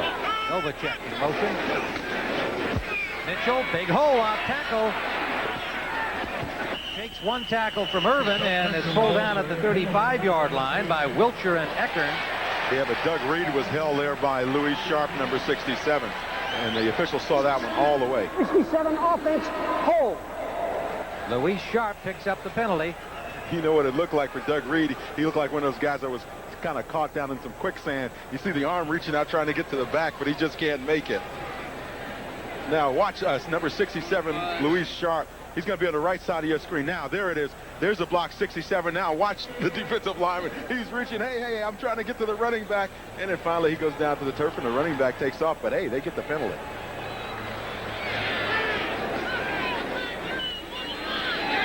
Well, you can see how things have gone penalty-wise. As we commented earlier, the coaching staff, and Gene Stallings particularly, pleased with the fact that the Cardinals had few penalties in the first 4 games, but they have hurt themselves in the first half the other day.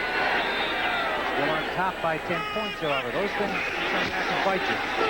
Mitchell trying the inside, and he is stacked up. Met by Johnny Johnson coming up from the safety position. And that is a tough tackle by Johnson, who goes 185 against Mitchell, who weighs over 200. Now, Johnny Johnson's one of those safeties that you know is going to come up, and again, he's one of those guys who's going to put the helmet on you. He's going to make the stop. Now, watch him come flying right to the middle of your screen, and he makes a nice stop there. That's a takedown stop. And you see that running back legs flip up. Nice in on the nose, and Lomax gets it out to Mitchell. Mitchell takes it into the center of the field and got, well, maybe 3-4 yards on the play before Carl Eckern stopped him. You know, if you're watching at home and you see that the Rams defense, those two inside linebackers jump back and forth, and you say, gee, I wonder why they're doing that. Well, what they're doing is they're adjusting to the motion off the offense. Now, many times what they'll do is they'll have one inside linebacker that plays to the strong side, like a Carl Eckern, and then the other side, the linebacker likes to do to the weak side. We call them Mike and Mo inside linebacker. And you'll see them switch with the motion. They took the Eagle off the field, and they've gone to their nickel defense. Green, Sutton joining the secondary. Green the linebacker, Sutton the cornerback. 3rd down, 11. Lomax, J.T. Smith slips through and may have gotten the first down by ducking under 3 Ram tacklers. And the bad news now for the Rams is the fact that Neil Lomax is getting a whole lot of time to throw the football back there. And he did get the first down before Stewart, Gray, and Owens, all who had a piece of him, put the stop on him, but not before he got the required yardage. Okay, now watch that cup form around Neil Lomax. Look at up front. The key there, he's got a lot of space, so he can see downfield, see his receivers cutting across in front of him, and he finds JT for the reception. But the key is he's got that space to step up in there if his guards in the center take those people on strong up front. First down, Cardinals. Mix up in the formation. They shift to the pro set. Let's audible out of that. And Mitchell buried by Doug Reed. Now, Lomax had seen something he didn't like, but he likes that even less. Doug Reed, number 93, drops Mitchell for a loss. Now watch Doug Reed, number 93. Watch him just slice right in on this play, really unfettered, and he makes the tackle in the backfield on Stump Mitchell. Now what happens is every now and then one of those defensive linemen will just read the play and react very quickly before the offensive lineman can slide off and block it. 5-year man from San Diego State, Doug Reed. 2nd down. Lomax to Novacek. Novacek gets back about 7 yards. It'll leave 3rd down at about 4. Eckern and Owens, the linebackers, converge on Novacek at the 44-yard line of Phoenix Cardinals, and 4 different defenders come on now for the Los Angeles Rams. Wright comes in back on the nose. He'll go to their 3-4. Cincinnati beating up on the Raiders up the highway here in Southern California at the Coliseum. The unbeaten Bengals in the 3rd quarter, 31-7 over the Raiders. We have a 3rd down and 4. In line with Dan Jiggetts here at Anaheim Stadium. 10:43 to go, 3rd quarter. Phoenix by 10. Lomax, again a quick release to Green with a lot of running room.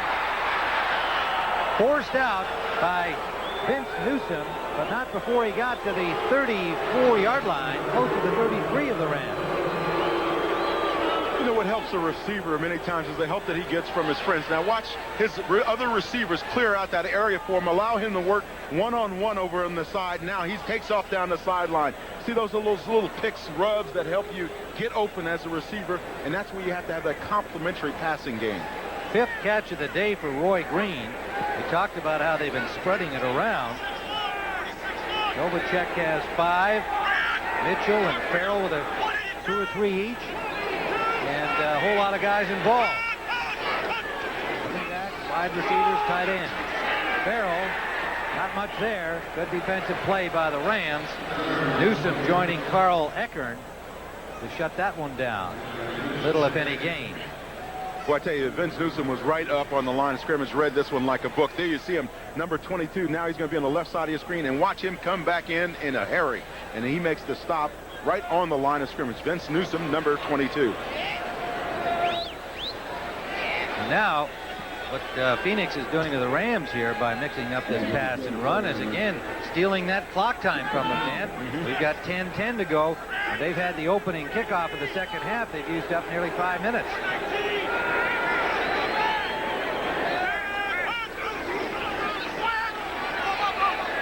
Intended for J.T. Smith, overthrown. Irvin on the coverage.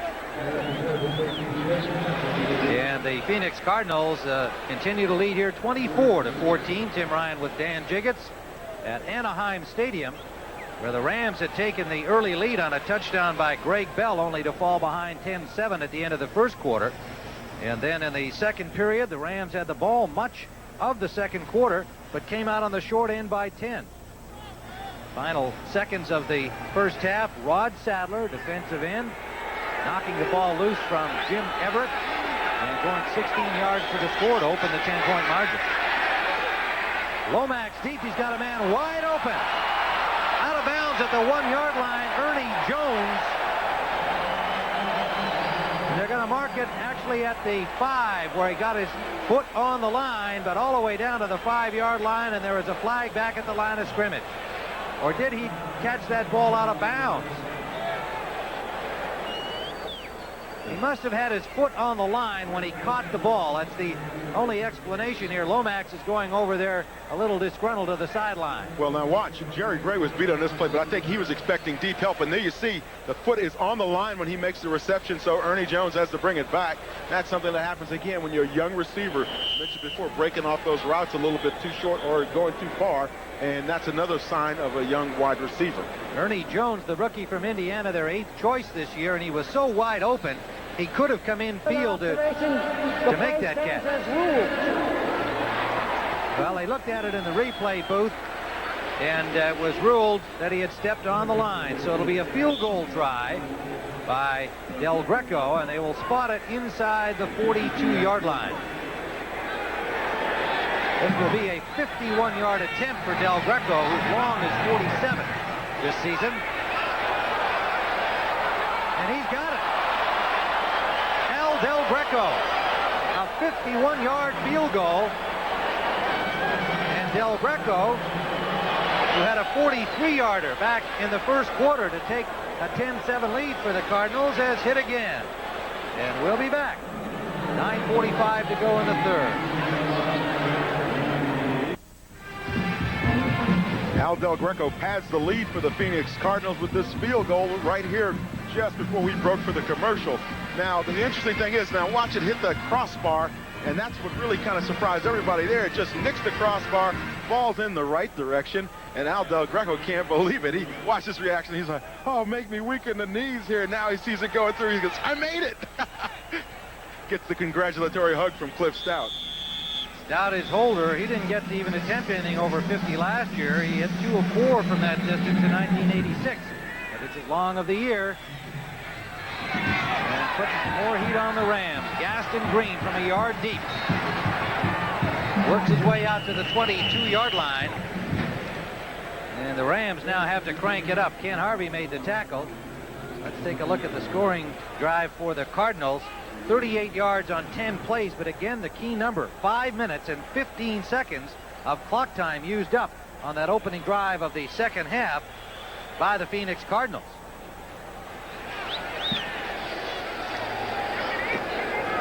So the Rams will start from their own 22-yard line. Jim Everett with Greg Bell the lone setback.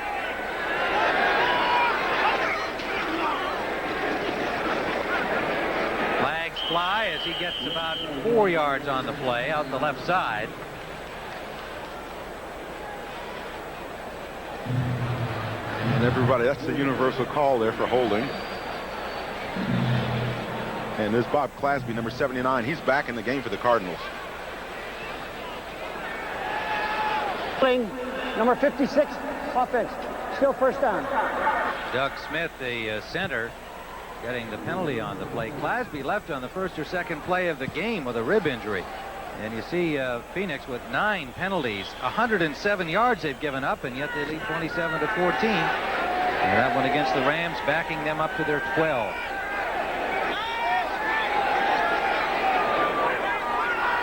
Buford McGee in motion. Everett looking for an open man, has him down deep on the sideline. First down, Los Angeles, out to the 30-yard line. Michael Young, the 4-year man from UCLA, number 88.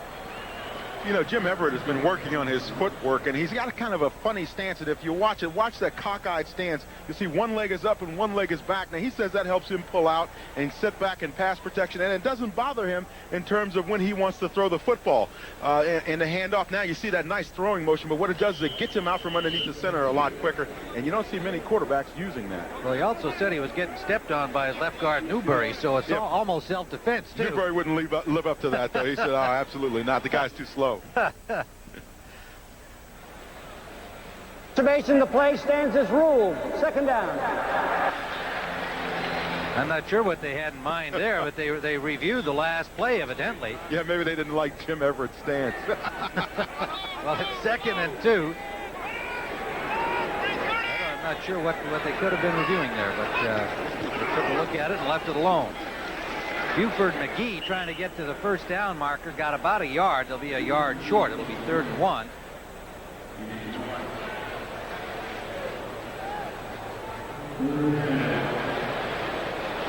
On for the Rams come 3 new receivers: Holohan, Embry, and Del Pino. 3rd and 1. Embry for the blocking here on the 3rd and short. Now, I want you to look at that helmet of Doug Smith, number 56. Now, that's contact up front. The horns are getting ripped off his helmet. And they go to the pass play, but Everett does not deliver it. Intended for Del Pino. Everett was backpedaling when he let the ball go and just didn't have any zip on it. Del Pino had the first down yardage. And every time Jim Everett underthrows a pass, it's just the fact that he's not set up and properly informed to throw the football downfield. He'll throw it as he's backing up, and unless you're an awfully good and experienced passer, that's a difficult thing to do. So back to punt. Rich Camarillo with Vai Sikahema waiting for it for the Cardinals. Ball hangs up a little for him at the 30. And Sikahema pushed out by Camarillo, the punter, at the 42-yard line of Los Angeles. So Sikahema, always dangerous. There's a guy that is one of the top kickoff and punt return men in the league, a Pro Bowler a year ago. And the whole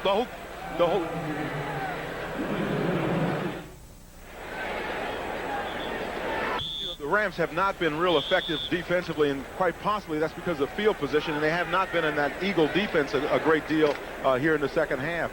There you see the sack totals for the Rams defense for the year, and today they're way down. Only one today for a loss of 5 yards. Womack 23 of 34 passing against them, 281 yards. We're just in the 3rd quarter. This is Farrell. Farrell down to the 17-yard line where Johnny Johnson pushed him out. You know, it seems what happens sometimes, you come out of that aggressive Eagle defense and you go back to that base 3-4, and that's what you're seeing right now. Now you get a little passive in there. Now watch these linebackers get taken on by those big up front guys for the Cardinals, and Errol Farrell does a great job of running here up inside, dips it outside, and gets the extra yardage there, and then tries to punish Johnny Johnson when he tries to make the stop. Here's Errol Farrell, and you can see what they've been doing on the ground, and the Rams want to run the ball better than that. Stump Mitchell, good defensive play. Flag down, but Vince Newsom coming up to stop Mitchell before he could get headed upfield. Loss on the play of about 3 yards. And the holding signal against the Cardinals, it appears. Derek Kennard was out leading that play, and it may have indeed been him. He was out on the sideline.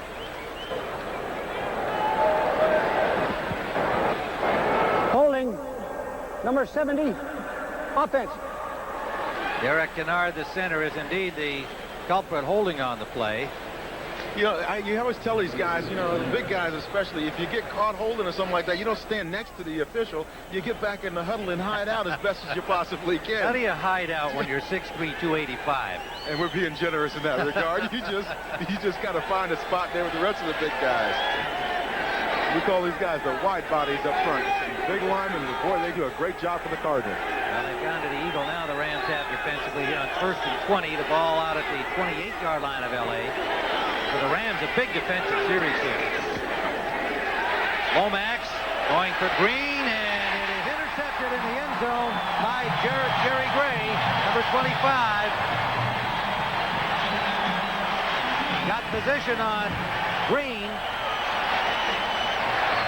That appeared to be a conflict between receiver and quarterback. If you watch Roy Green, it looks like he's trying to work back towards the post. And if you watch Neil Lomax, he's throwing to the corner, and he's expecting his receiver to stretch back out to the corner. Now there you see the ball floating back out towards that sideline, and you got Roy Green, he's going back towards the post. Now here's that Eagle defense of the Rams, with all those linebackers up front on the line of scrimmage, and they're all coming. And then as you see, number 58, and that's Mel Owens dropping back into coverage, but not of significance, because the real significant thing is that Jerry Gray made that interception for the Rams. That is a big defensive play for Los Angeles. Now they got to do something on offense. Bell, and he is stacked up at the line of scrimmage. So an aroused front for the Cardinals comes out. They've got the Rams pinned in their own end at the 20. They come out and make a tough defensive play. The safety, Tim McDonald, got the job held by Leonard Smith, number 46, makes the tackle. Tim, I go back to something that John Robinson told us yesterday, in their philosophy on defense for the Rams, that is, said if you stop the run, usually teams don't go back to it. Well, the Cardinals have been fairly successful in stopping the Rams' run today. Now, are they going to try to go back to that run offense, or are they going to start passing like crazy? Go in the air this time, a short one out of the backfield to Gaston Green, trying to spring the rookie. Ken Harvey, the number 1 pick from California, made the tackle, linebacker number 56. And you can see points off turnovers there. The Rams with 62 points, well over that NFL average of 20. And they've got a long way to go in this case, but they're also in a situation where they've got to start to make something happen here. They're down 27-14. See whether they can get a drive going against the defense of the Cardinals that is playing aggressively today. And a timeout called by the Cardinals here. Yeah, they were timeout. Phoenix, number 1. One linebacker short. Yeah, I think they got caught in the switch there, so we have a timeout on the field.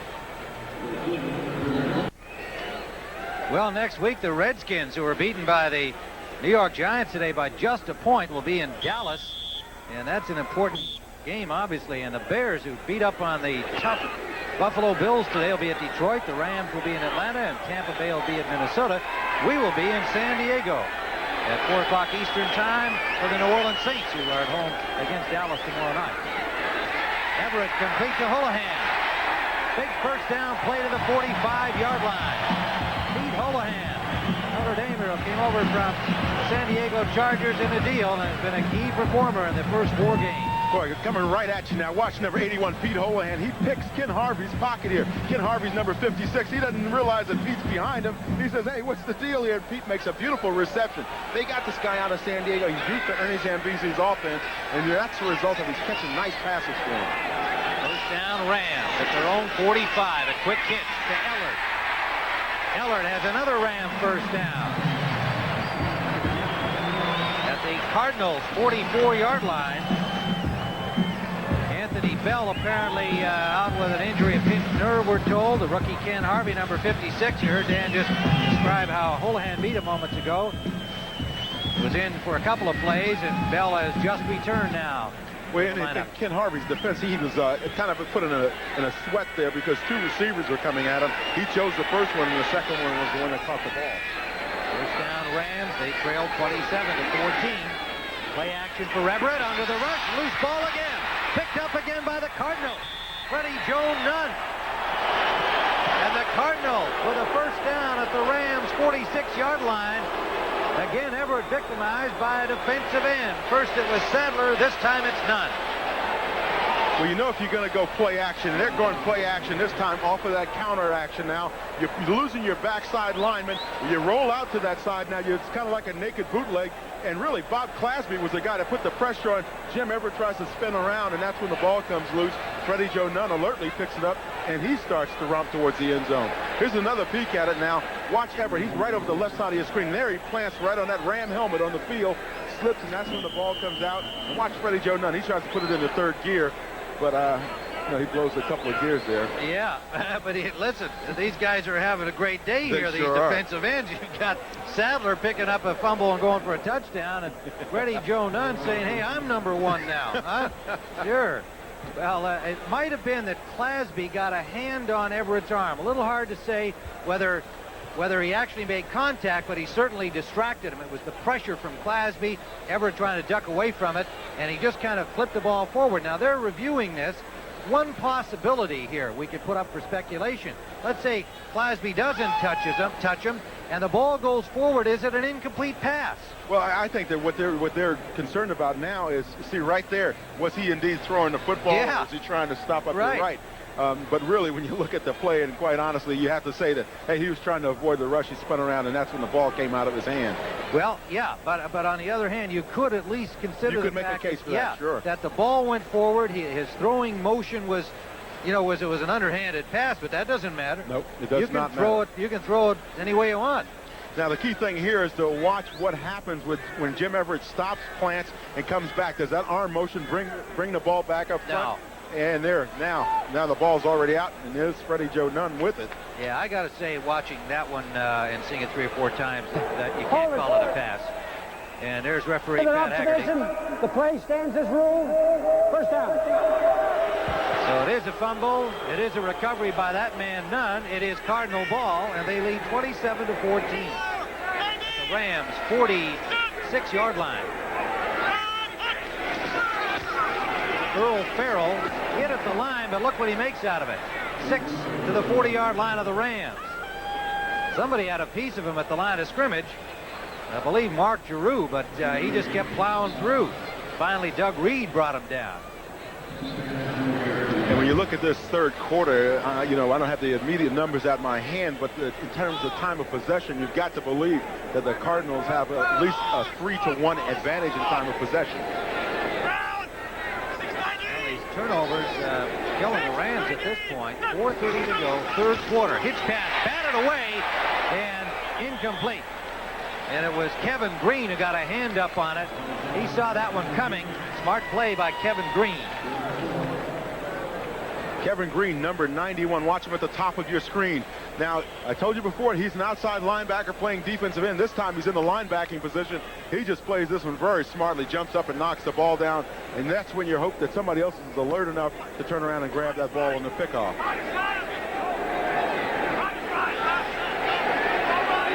There's what you were talking about. This quarter, not quite as much as you had speculated, but still, it has been a factor. The Rams just haven't had the ball long enough to get themselves back into this. And that pass went awry from Lomax to Green. Now, twice there's been miscommunication here between Lomax and Green, the one you pointed out down there in the end zone that was intercepted. And on that one, he threw the ball outside. Green was going inside, so they'll have to talk that over. And how much of that is sight adjustment, do you think, Dan? Well, I think a great deal of it, depending on whether or not the Rams are in a zone or a man-to-man. And that time, Roy broke free, actually, on the post pattern, and Neal has thrown the corner. So it'll be 4th down, and the Cardinals will have to punt.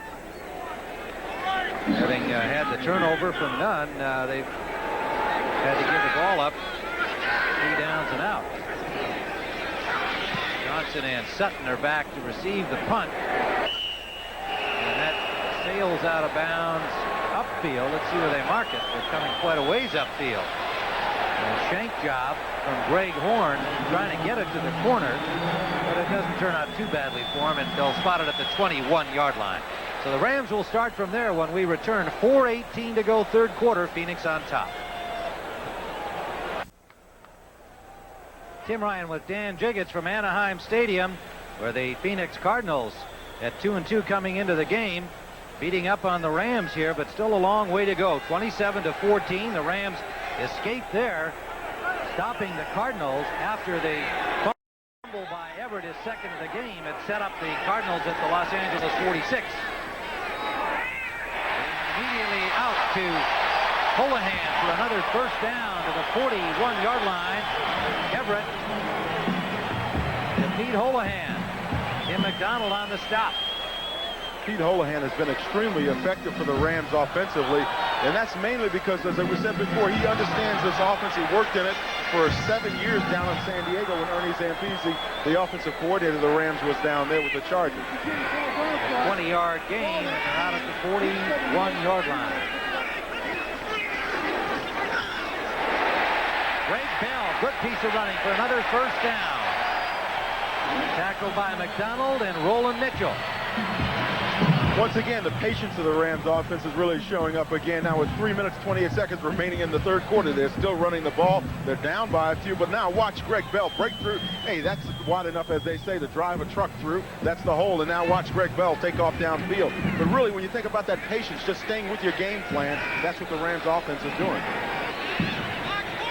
Quarter and a little still to go. Everett gets lots of time, but now can't find a man. Gets it off to Buford McGee. And McGee will lose a couple as he's driven out by Roland Mitchell. Mitchell, number 25, in on the corner for Carl Carter. And Mitchell coming over from Buffalo in the Leonard Smith deal. They needed some help at the quarter. At the corner position, they had moved Lonnie Young over there. That didn't work out. They like him better at safety where he is now. And Mitchell now getting some playing time here for Carl Carter. And Lonnie Young told us, he said, quite honestly, I prefer being at safety rather than the corner. It's a little too hot out there for me. Yeah, I think he's happy to be back. Safety position. He has 20 tackles. Play action, Everett, and overthrow. Intended for Henry Ellard. It'll be third down. Here's Ernie Zampese, the offensive coordinator for the Rams. I'm sure he's going, hey, Jimmy, just get the ball to these guys and let's keep this offense rolling down here. They've got to get a touchdown in this quarter at least to put themselves in fairly decent shape going into the fourth quarter to try to go ahead and win this thing. Now, if you're the Cardinals, you're saying, hey, look, we stopped this drive here. Third quarter's over, and suddenly we're back on top of things in the fourth quarter. 3 wide receivers and Pete Holohan on the passing down. 3rd and 11 for the Rams. Reaction again. Left Everett. Got a man on the sideline. Aaron Cox. First down, Rams at the 35-yard line of Phoenix. You remember earlier we were talking about how Aaron Cox has those same kinds of abilities as a wide receiver that's been in the league for a number of years. That time he did something that's very smart for wide receivers to do.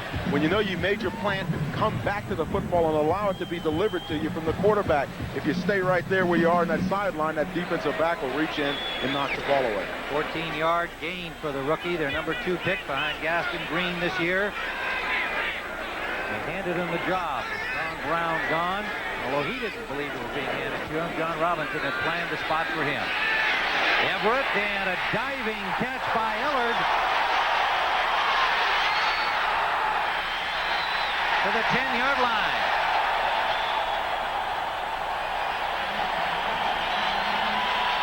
Lonnie Young had the first shot at him, and then Cedric Mack. Now you're going to see him come across, Henry Ellard, number 80, come across right in the middle of your screen and make the reception. And now watch him just break off after he makes the catch. Now watch the second effort. He's not down yet, by the way. He's got to be touched. Then you see one attempted tackle there. Mack. Now that's Mack. Now watch Lonnie Young come in, and finally he does the rodeo wrestle and gets him down to the ground. And Mack had the first shot. Lonnie Young wound up making the hit, but it's first and goal from the 10-yard line. Everett back the other way. Damone Johnson. Touchdown.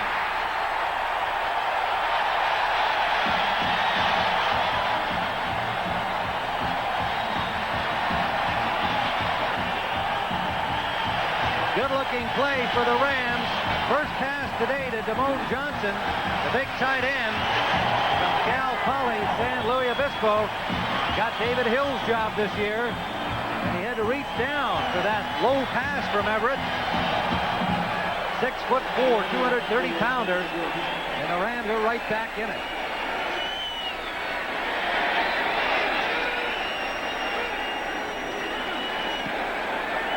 Lansford with a point after.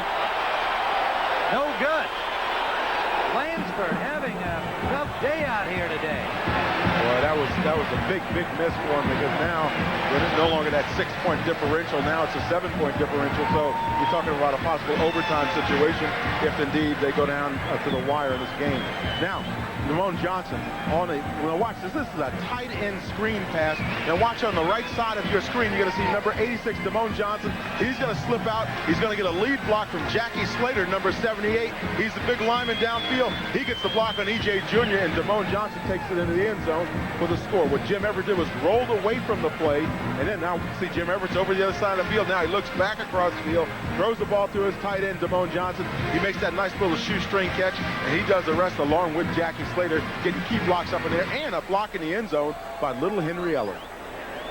There is Damone Johnson, third-year man, number 6 pick in '85 by the Rams, and David Hill completing his term here as a Los Angeles Ram after several years at Detroit, and Damone Johnson stepping into that starting tight end spot, complimented so well by Pete Holohan. And there is Mike Lansford, who missed a 25-yard field goal earlier in the game and just missed a big extra point.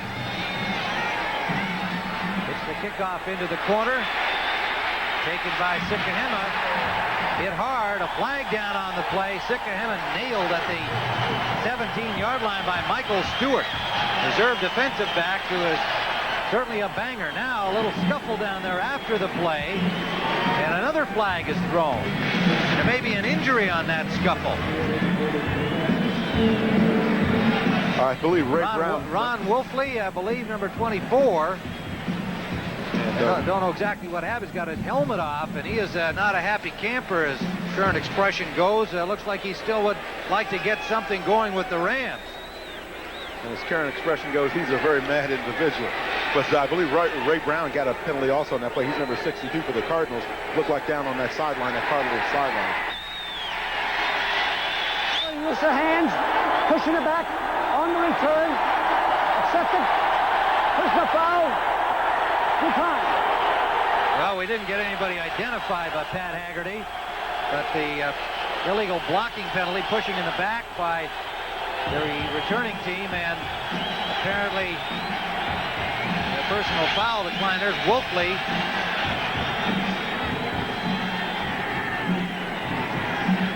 Ball back at the 5-yard line. We don't know who did what to who there.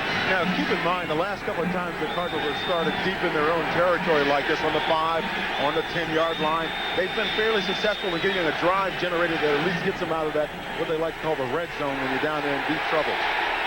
Everett was 5 of 6 for 68 yards on that touchdown drive for the Rams.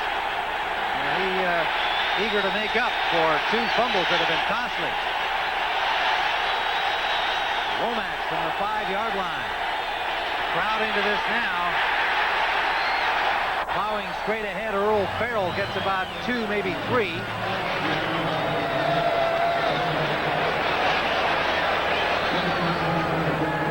Ball came loose, but Farrell was able to grab onto his own fumble there in very dangerous territory. And we've reached the end of the third quarter with the score. The Phoenix Cardinals 27, the Los Angeles Rams 20. We now pause for a word from your local station.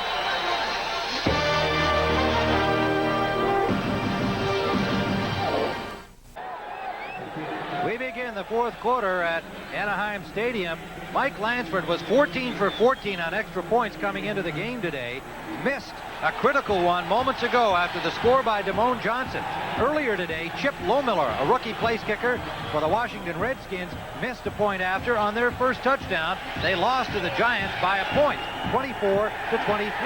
Now the Cardinals are trying to get into a piece of first place in the NFC East with the Giants by winning here today. And that point could be very big.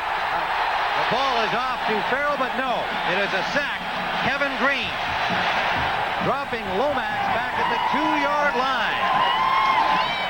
Kevin and Green, nice pressure on the play. But what you have to appreciate is Neil Lomax trying to slide that ball out to Earl Farrell. Now, watch Green. He's down at the bottom of your screen, left side. Now watch him put a move on Earl Farrell. Once again, he's running over a running back and not an offensive lineman. Reaches in and he grabs Neil. Now watch Neil slide this ball out to Earl Farrell. Earl grabs the ball and takes off, but the whistle's already blown. He was in the grass. Pretty risky little play there, too, had it even proceeded. On the goal line. Right at the 1-yard line. And they are backed up now to the 2-yard line. Third down. Kevin Green had 2 sacks against the Giants last week. Lomax from the end zone. Hits his man, Novacek. Big first down play still going. To the 28-yard line. What a clutch play. Lomax to Novacek. Leroy Irvin put the stop on it. These are the kinds of plays that people pay good money to see. Now watch Novacek, Jay Novacek. He's going to come from the left side of your screen, slide in. He's coming in that in route. Now watch Neil Lomax find him. And this is a beautiful catch. Squeezed in among 3 defenders. And now this is an exceptional run after the catch. Runs over a couple of the defenders and finally gets down on the ground. What a calm, cool, collected quarterback. Neil Lomax standing there in the end zone, boy. had just been sacked, and steps back into the end zone and calmly waits for Novacek to break free. Newsom leaving the field under some assistance here from the training staff of the Rams. And Rams make defensive substitutions here for their nickel offense on first down. Now they've gone to the eagle with Giroux and Meissner coming in. Giroux moving it over the nose. Earl Farrell plowing straight ahead, gets about 3. Trying to run right at Giroux, becomes the nose man in that so-called Eagle defense of Fritz Schirmer's, defensive coordinator of the Rams. And Earl Farrell winds up with closer to a 4.5, maybe 5-yard gain where they spot the ball. We'll call it a 5-yard pickup. Meissner on the stop. And you know, if you're on that Cardinal offense, you're saying, hey, look, that's what we want to do. 4 or 5 yards a clip. Don't worry about it. Burn that clock up. This is the 4th quarter now, baby. Even Derek Kennard likes to see Giroux, the smaller man, over his nose. Center Kennard says, I like that matchup. He got that little glint in his eye when we mentioned that. There's a tough defensive play. Wilcher was there. Mitchell buried at the line of scrimmage. Indeed, it'll be a loss of a couple. Carl Eckern and Wilcher flag down on the play. Now this is a look of a running back. Now just check this out. Now you're pulling over to that left side. You're stumped, Mitchell. You try to go up into that hole, and what do you see? Oh no, Carl Eckern waiting for you, and Mike Wilcher makes the tackle. You don't like to see that when you come up into the line of scrimmage. I believe it'll be offside against the Rams, however. Offside, defense. Boy, I tell you, old Pat hadn't been too specific today, has he? That was somebody, one of the 11, you know. Now watch at the top of your screen, number 54, Mike Wilcher. He's the guy that jumps there, and he does get into that neutral zone. We'll make the call for Haggerty and his crew then. Mike Wilcher. On the 39-yard line, first down, Cardinals.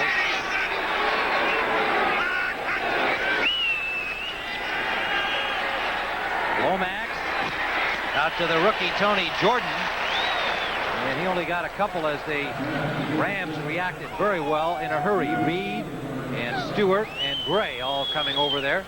Yeah, I tell you what, Michael Stewart has gotten a couple of birds this afternoon too. He's been headhunting out there. Really been playing very physical in that Rams secondary.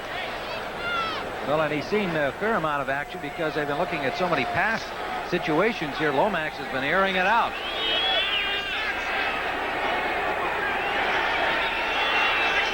Down and 7. An inside handoff to Farrell, and Farrell has what appears to be another first down for the Cardinals. Johnny Johnson on the tackle. They'll spot it at midfield. Well, they were very fortunate offensively. They took advantage of the movement along the Rams defensive front. They're trying to jump out of that eagle and make some adjustments, and that's when they snapped the football and ran it, and as a result, there's a huge hole there. And then you see those total offense numbers. Phoenix way out in front, 408 on the day, and he's still got 11 minutes to go in the 4th quarter. Well over their average of 385, which isn't too shabby through the first 4 games. And that is Farrell plowing his way forward again. The number 2 ranked offense in the entire National Football League, showing why they've been off to such a fine start. 2-2. through the first 4 games, and with the victory by the Giants today, now atop the NFC East at 3-2. The Cardinals would like to move into a tie, see what happens tomorrow night. Dallas and New Orleans. Gene Stallings had to go into that St. Louis situation and do a rebuilding job, but hasn't been able to replace a whole lot of talent as yet. He's got some defensive players for sure. Farrell gets 2 more.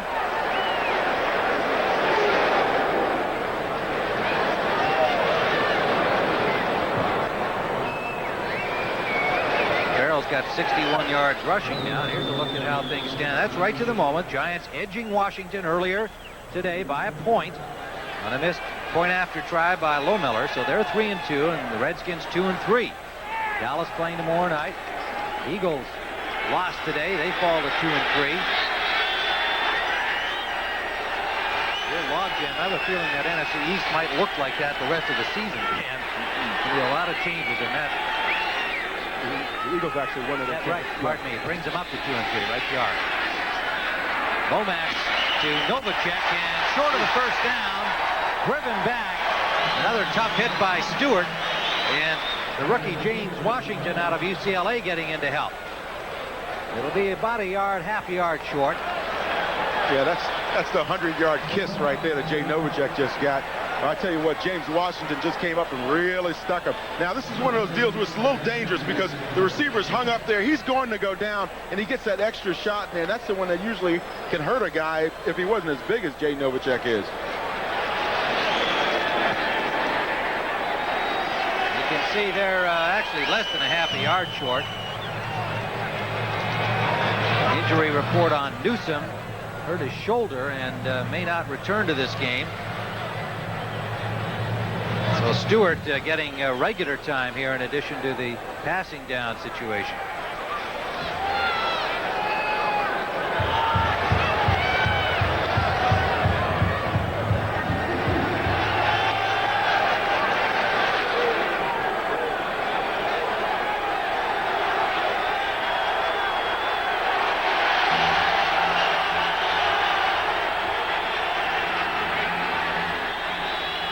Fourth and short.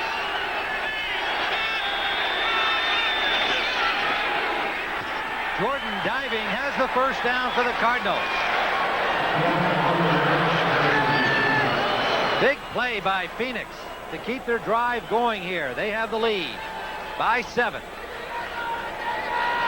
There you see Cliff Stout signaling in the next play. You know, in talking to the Cardinal players, they mentioned the fact that they did not feel like second-class citizens in the city anymore now that they're down in Phoenix and out of St. Louis. And that's a strange reaction because they said that, you know, the other Cardinals, they were always the other Cardinals in St. Louis, and now they've got their own personality.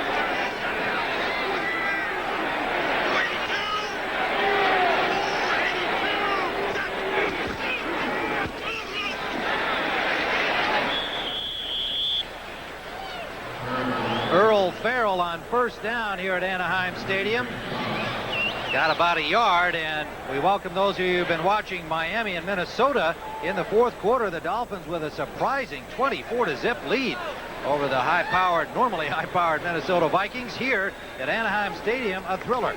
The Phoenix Cardinals 27-20 leading the Rams with 8:17 to go in the fourth quarter. Tim Ryan with Dan Jiggetts watching the white-clad Cardinals.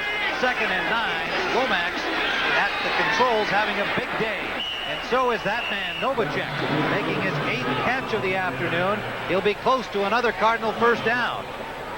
And in that Eagle defense that the Rams run a great deal, Mel Owen, number 58, is always tied to that tight end. And that's a big responsibility when you get someone like Jay Novacek to cover, because he is indeed is like another wide receiver instead of a tight end. Well, the way this game has gone, the two high-scoring, high-powered offenses that we expected have been in evidence.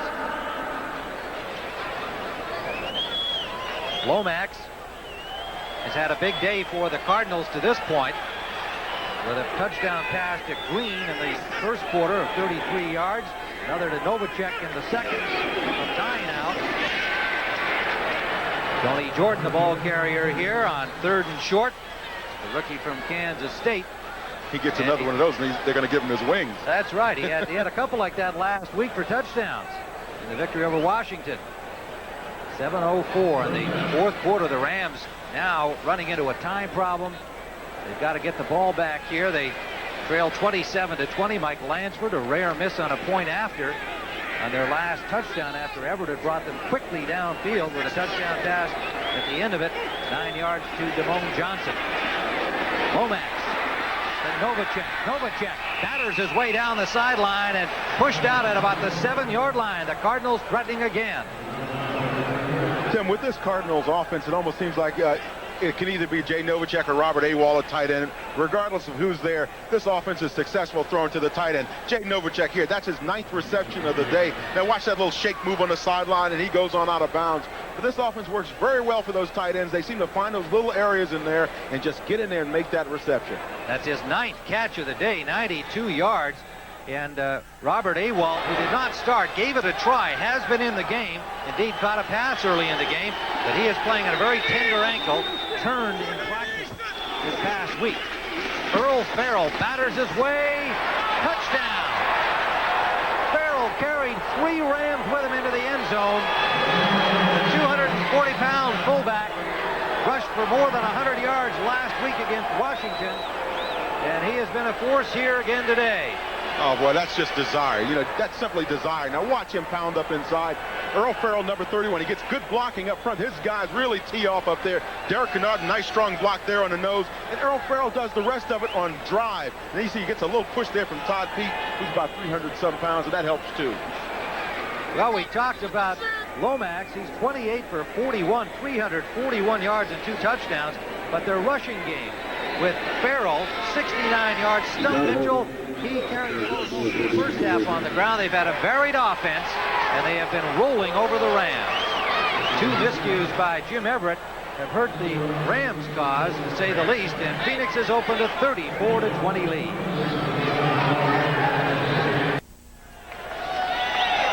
6:35 remaining fourth quarter at Anaheim Stadium. Tim Ryan and Dan Jiggetts, and there is a summary of what's happened so far. A big day for Neil Lomax, 28 of 42, 2 touchdowns, 339 yards. Greg Bell having a good day, and he has 2 touchdowns for the Rams. It is 34-20. Earl Farrell has just scored for Phoenix, and Jim Everett playing well also. 18 of 24, 225 yards, but 2 critical fumbles, both of which were costly. That's right, and the first one actually cost them a touchdown because Rod Sadler was able to take it in for the touchdown. The second one, Freddie Joe Nunn picked it up, and the Cardinals took advantage of that one as well.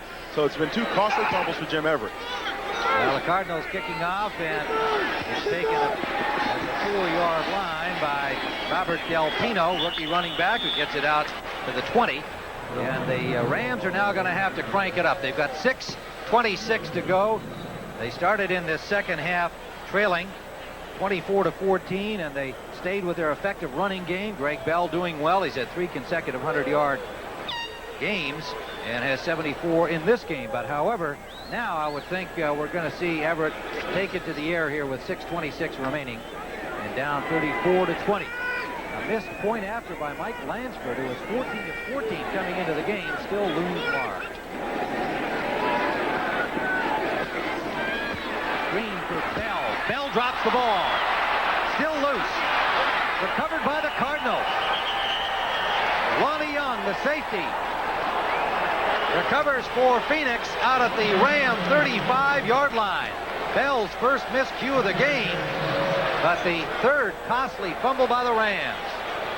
Now watch Bell catch this ball. He handles it a little loosely. He's number 42. Now watch him grab the football there on the screen. Now he's going to head back up inside instead of staying outside where his blocking is. And then you see Tim McDonald come across and strip that ball out. And the pursuit is after the football, and Lonnie Young comes up with it.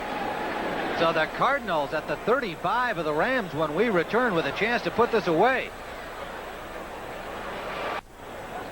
Tim Ryan with Dan Jiggetts at Anaheim Stadium. A beautiful afternoon in sunny California, but not so beautiful for the Rams. The Cardinals have just recovered their 3rd fumble. 3 miscues by the Rams. They have all hurt, and right now it's first down at the 35-yard line. Cardinals 34-20. Stump Mitchell in traffic, runs out of it. All the way to the end zone. Touchdown, Stump Mitchell. What a piece of running. 35 yards.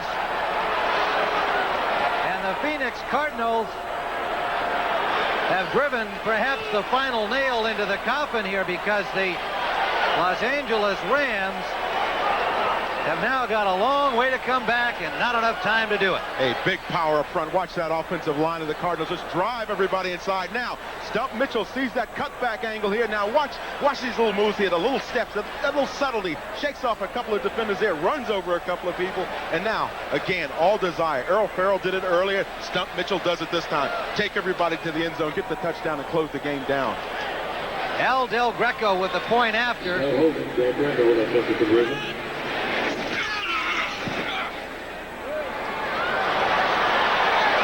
82 yards on the day. The point after is good. 82 yards for Stump Mitchell. 9 carries. Earl Farrell's got 69, his running mate. This play was actually designed to go to the left side of the offensive line, because there you see Derek Kennard pulling out. Now watch.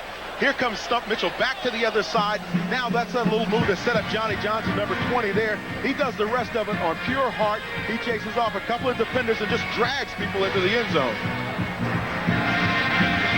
Well, there is Stump Mitchell. Here's a guy that after the first game of the year said, gee, play me or trade me or something like that, because they were talking about trying to get the rookie Tony Jordan into the lineup. I don't think he's got much to worry about. No, that Rams defense has got a lot to worry about today. They gave up 41 today on the day, and that's something that they have not been doing earlier this season.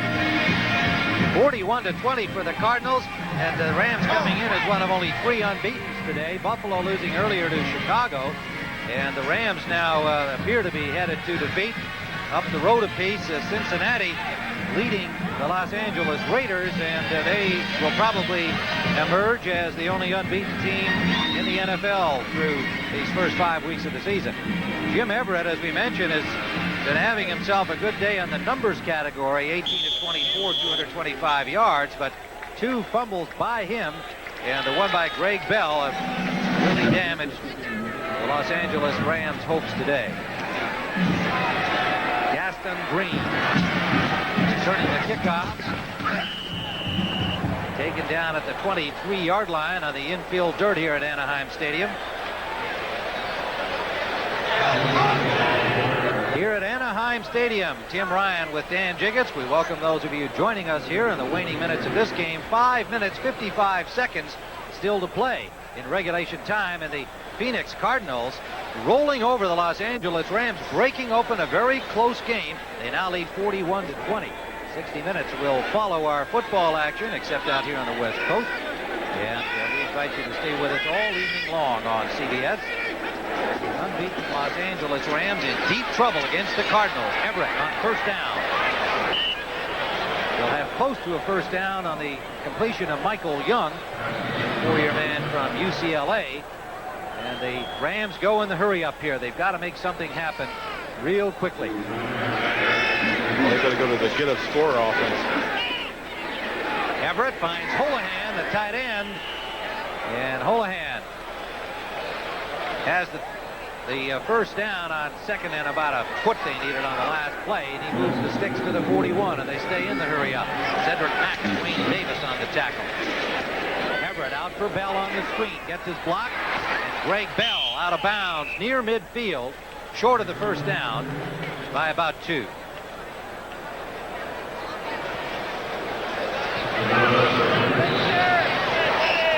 Rams opened the scoring in this game on a touchdown by Greg Bell back early in the first period, but here's what's happened since then. Neil Lomax coming in passing at a 60% average for the season. He's had another hot day. 2 touchdowns, 342 yards. Greg Bell for the Rams, 74 yards and 2 touchdowns. Costly turnovers by the Rams have hurt them. Everett has a man open. Ellard down to the 22-yard line of Phoenix. Henry Ellard. Tim, one thing that strikes you about this Ram offense today is they have had success moving the football, but they always hurt themselves with a penalty, a fumble, whatever it takes to take them out of scoring position. They've done it. A 28-yard gain, and Everett just keeps it on rolling. He's got his man Holohan to the 15-yard line. Wayne Davis on the tackle, and the Rams using their 2-minute offense here, starting with more than 5 minutes left, and it has been effective. Draw play, Bell bashing inside the 10 to the 8-yard line. Again, when you get in that 2-minute offense, you know that you've got a set number of plays that you can run, so you're not going to try to fool too many people with it. You just keep running them if they're successful. And over San Diego a punt. Everett to the corner, and that's over everybody. Ellard, the deep man there. The coverage from Carl Carter, number 41. Yeah, that stops the clock with 4:04 remaining to play. San Francisco on top of Detroit. Those of you who have been watching Miami see the Vikings have scored to get themselves on the board against the Dolphins. Don't want to put that goose egg up there. You know, we had Jerry Burns, the head coach of the Minnesota Vikings, a few weeks ago, and he told us that sometimes you never know which team is going to show up for the Vikings. Well, the Dolphins still a team trying to get all of their pieces put back together, having a good day against the Vikings, who came in at 3-1. Everett hits his tight end Damone Johnson inside the 5.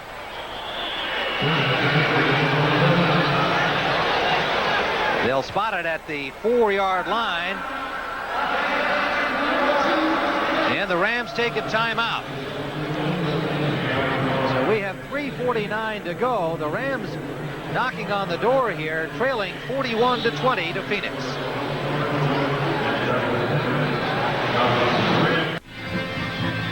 Tim Ryan with Dan Jiggetts at Anaheim. We welcome those of you who have been watching the San Francisco game against Detroit. The 49ers moved to 4-1 in the NFC West with their victory over Detroit. And the Rams look like they might wind up 4-1. Came into this game at 4-0, but trailing 41-20 here at Anaheim Stadium. They are on the 4-yard line of Phoenix, however, with 3:53 still to play. You remember those Rams veterans were saying, hey, look, let's not get carried away with the fact that we're 4-0. We still got a lot of football to play, and indeed they do. Everett 25 of 32 and 300 yards, but he has fumbled twice and has hurt the Rams' cause. Bell stopped at the line of scrimmage, hit by Lonnie Young and Tim McDonald, the safeties. And a loss of a yard on the play, back to the 5-yard line.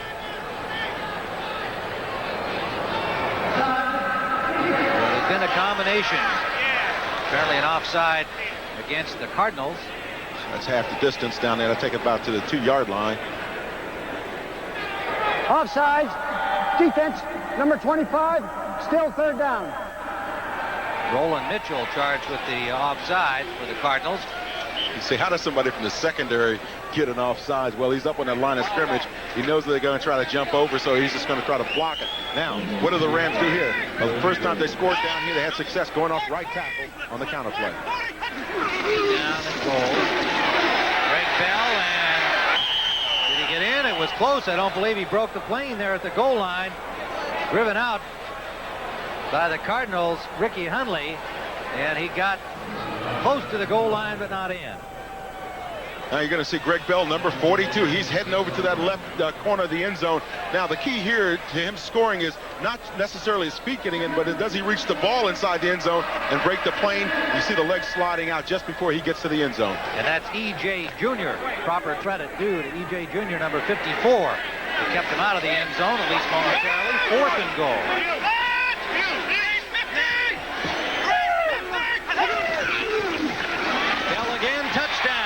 Third of the day for the Rams. Greg Bell from Notre Dame, coming in the Dickerson deal a year ago.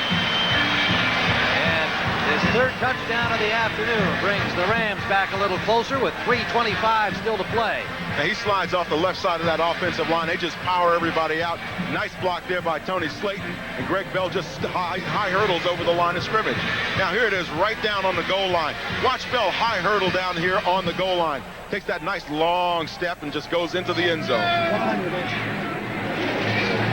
Mike Lansford will attempt the point after. He missed the last one, but he gets that one. And so the Rams have reduced the margin, 41-27 on the touchdown by Greg Bell. 77 yards in 10 plays using the hurry-up offense. And it pays off in the score by Bell, who has 82 yards rushing on the day, 3 touchdowns. look at the rest of the NFL scoreboard. The Giants beating Washington with the margin of a missed point after. Chip Lohmiller. And Philadelphia beating Houston at home. Philadelphia pulled to 2-3 in the NFC East. Cleveland and Pittsburgh, that traditional matchup in the AFC Central. Browns beating up on the Steelers. The Bears over Buffalo today, knocking them out of the unbeaten ranks. Look at those numbers for McMahon, 20-27. Tampa Bay over Green Bay by 3. And Indianapolis losing to New England despite a 100-yard day by Dickerson, 113 to be exact. Flutie at quarterback for New England today. Seattle over Atlanta 31-20. John L. Williams with 3 touchdowns. Cincinnati whipping up on the Raiders up the freeway here at the Coliseum. And Cincinnati will probably be the only unbeaten team after today. Kansas City and the Jets in a dogfight. They're tied at 17. Denver over San Diego, that's final. And that's down the freeway just a bit as well. There's that game that most people saw, that San Francisco-Detroit game, 20-13. San Francisco taking that one. And Miami over Minnesota, 24-7. That's a real surprise. So the Rams have got to find a way to get the ball right back, and they're set up for the onside kick. Lansford boots it out of bounds. So they'll do it again. He had a lot of mustard on that one. That looked like a fastball. Now looking at John Robinson to get his instructions for the second try. Rams trailing 41-27, and when our football activity has been completed, this lineup is ahead. Tonight on CBS starts with 60 Minutes, and if you're tired of reruns, well, 60 Minutes is a brand new story this week. Are you tired of John Lennon stories? Well, wait till you see the one 60 Minutes has with the 2 Mrs. Lennons tonight on CBS. That's followed by Murder, She Wrote, and the CBS Sunday movie Cocoon, starring Steve Guttenberg and Don Amici in his Academy Award-winning role. That's a fun film. All tonight on CBS following our NFL action. Lansford will kick it off from 5 yards back at the 30. Rams have to get this football on the onside kick. But what Mike Lansford has to do is he has to get more bounce out of it, put it up in the air, give his people a chance to run under it. That's a pretty good one. But it's handled well by Novacek. They had the hands team, as they call them, along that front. Jay Novacek's got a bunch of passes today, and he comes up with an important grab there on the kickoff. So the Cardinals have the football. 3:21 to play. Phoenix trying to get to 3-2. A surprising start, Dan, for Gene Stallings and the Phoenix Cardinals, newly ensconced in the desert. Well, you know, I think that they have really made the adjustments that they had to make in terms of coming into a new situation, getting everyone settled in, and that's really helped this team kind of calm down after the move to Phoenix and get rolling and do the things they have to do to be a successful football team. Also, the players we talked to seem to be very happy in Phoenix. No, Mitchell. And not much of a gain there. It'll be 2nd and 10. Carl Eckern made the tackle, and in the NFC East, you can see the Giants with their victory on top at 3-2. If Phoenix goes on to win here, they'll be in a tie. Dallas plays tomorrow night. They play New Orleans. Washington, losers today, fall to 2-3. Philadelphia, with their win, pulls up to 2-3. As we said earlier, Dan, I have a feeling this division might look like that the rest of the season. All season everybody long. punts. Bouncing back and forth. Sure, that's a tough division. You take even Philadelphia, they're tough. Well, the Rams look like they're going to fall to 4-1, and the 49ers are already there. New Orleans plays tomorrow night, as we said. Atlanta at the bottom 1-4, and of course Chris Miller, the quarterback, hurt, so that's a problem for them. 2nd down, 11. Earl Farrell. Farrell gets up a gain of about close to 10 yards. He'll be about a yard short of the first down. We talked about the Cardinals settling into Phoenix, guys still looking for houses and finding apartments and townhouses and so on. And Cliff Stout, one of the many happy guys to be there. He says in St. Louis we'd come out for a game and it was like we interrupted somebody's chess match.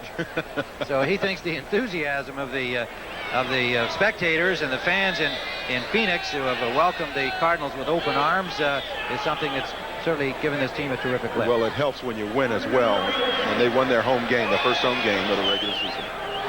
Yeah, they might even adjust to those high prices we've been reading about. 2-minute warning here at Anaheim. It has been a shootout at Anaheim Stadium. The Cardinals leading the Rams 41-27. 2 minutes to play. Tim Ryan with Dan Jiggetts. And Both of these teams averaging well over 300 yards a game through the first 4 games, Dan, and they've topped that by considerable today. Yeah, and both offenses have been very effective. Almost 900 yards in total offense for both teams today. That is incredible in a word. The Cardinals have the football and the lead, and they're in Rams territory. They're down. Flags fly. Earl Farrell batters his way inside the 30 of Los Angeles. Doug Reed just popped across the line of scrimmage there a little early. He's number 93 for the Rams defensive line. Rams have really hurt themselves with penalties, particularly in the second half, after the Cardinals had a bunch of them in the first half. But the miscues have been the big thing. 93, Sid. Offside. 93, defense. Decline. First down. The Rams led this game early. There's a look at those numbers that Dan was talking about. Nearly 900 yards of offense there. And the Rams scored first, Greg Bell, and then fell behind 10-7 at the end of the first quarter. But the turnovers then turned the game around in favor of Phoenix. 3 Rams turnovers, 2 costly fumbles by Jim Everett, the young quarterback who has otherwise had a fine day. One at the end of the half. Covered by Rod Sadler. He made the tackle, grabbed the fumble, and ran it 16 yards into the end zone to this defensive end, giving them the 24-14 lead. They have not looked back. I want to say, for a big guy, he looked real good running it in, too, Tim. He sure did, big guy. Yeah, those big guys. I'm not sure that that you would look as graceful as he did in the same situation. It is now final in Miami. Big win for the Dolphins over Minnesota. Miami moves up to 2-3 in the AFC East, and Minnesota falls to 3-2, and that opens a little room for the Bears, who move to 4-1. And this game at Shea Stadium has gone into overtime. Kansas City and the Jets. Not at Shea Stadium. They used to play at Shea Stadium. All people in New York saying, "Hey, guy, that's at the Meadowlands." At the Meadowlands. Inside the 30-yard line. Second down. Farrell, that's the way he's been running all day long, carrying blue-shirted Rams on his back. I'm telling you, this is one of those kind of guys. Earl Farrell's one of those guys that, you know, he rolls up his sleeves when he comes to work, blocks for the running backs like Stump Mitchell, blocks for the quarterbacks like Neil Lomax. When he gets his chance to carry the football, he takes people with him, and he brings his team up to another level because he plays with that instinct and that heart that's real special for some running backs. 97 yards on the day for Farrell. I wonder if anybody knows that. They ought to try and get him back in and get his 100. Don't you think so? Farrell, who had his first 100-yard game last week against Washington, 108 yards, and approaching it here, but they've got him on the sidelines with 22 seconds left. And they're just going to use up the clock here. So the Phoenix Cardinals, with a fine performance here today, both sides of the ball, plenty of offense, tough defense, taking advantage of turnovers, and they will move to a 3-2 mark. And a tie for the lead, at least temporarily. Dallas will be playing tomorrow night. Stallings and Robinson with congratulations at center field here at Anaheim Stadium, and we'll be back in just a moment. Phoenix 41, the Rams 27.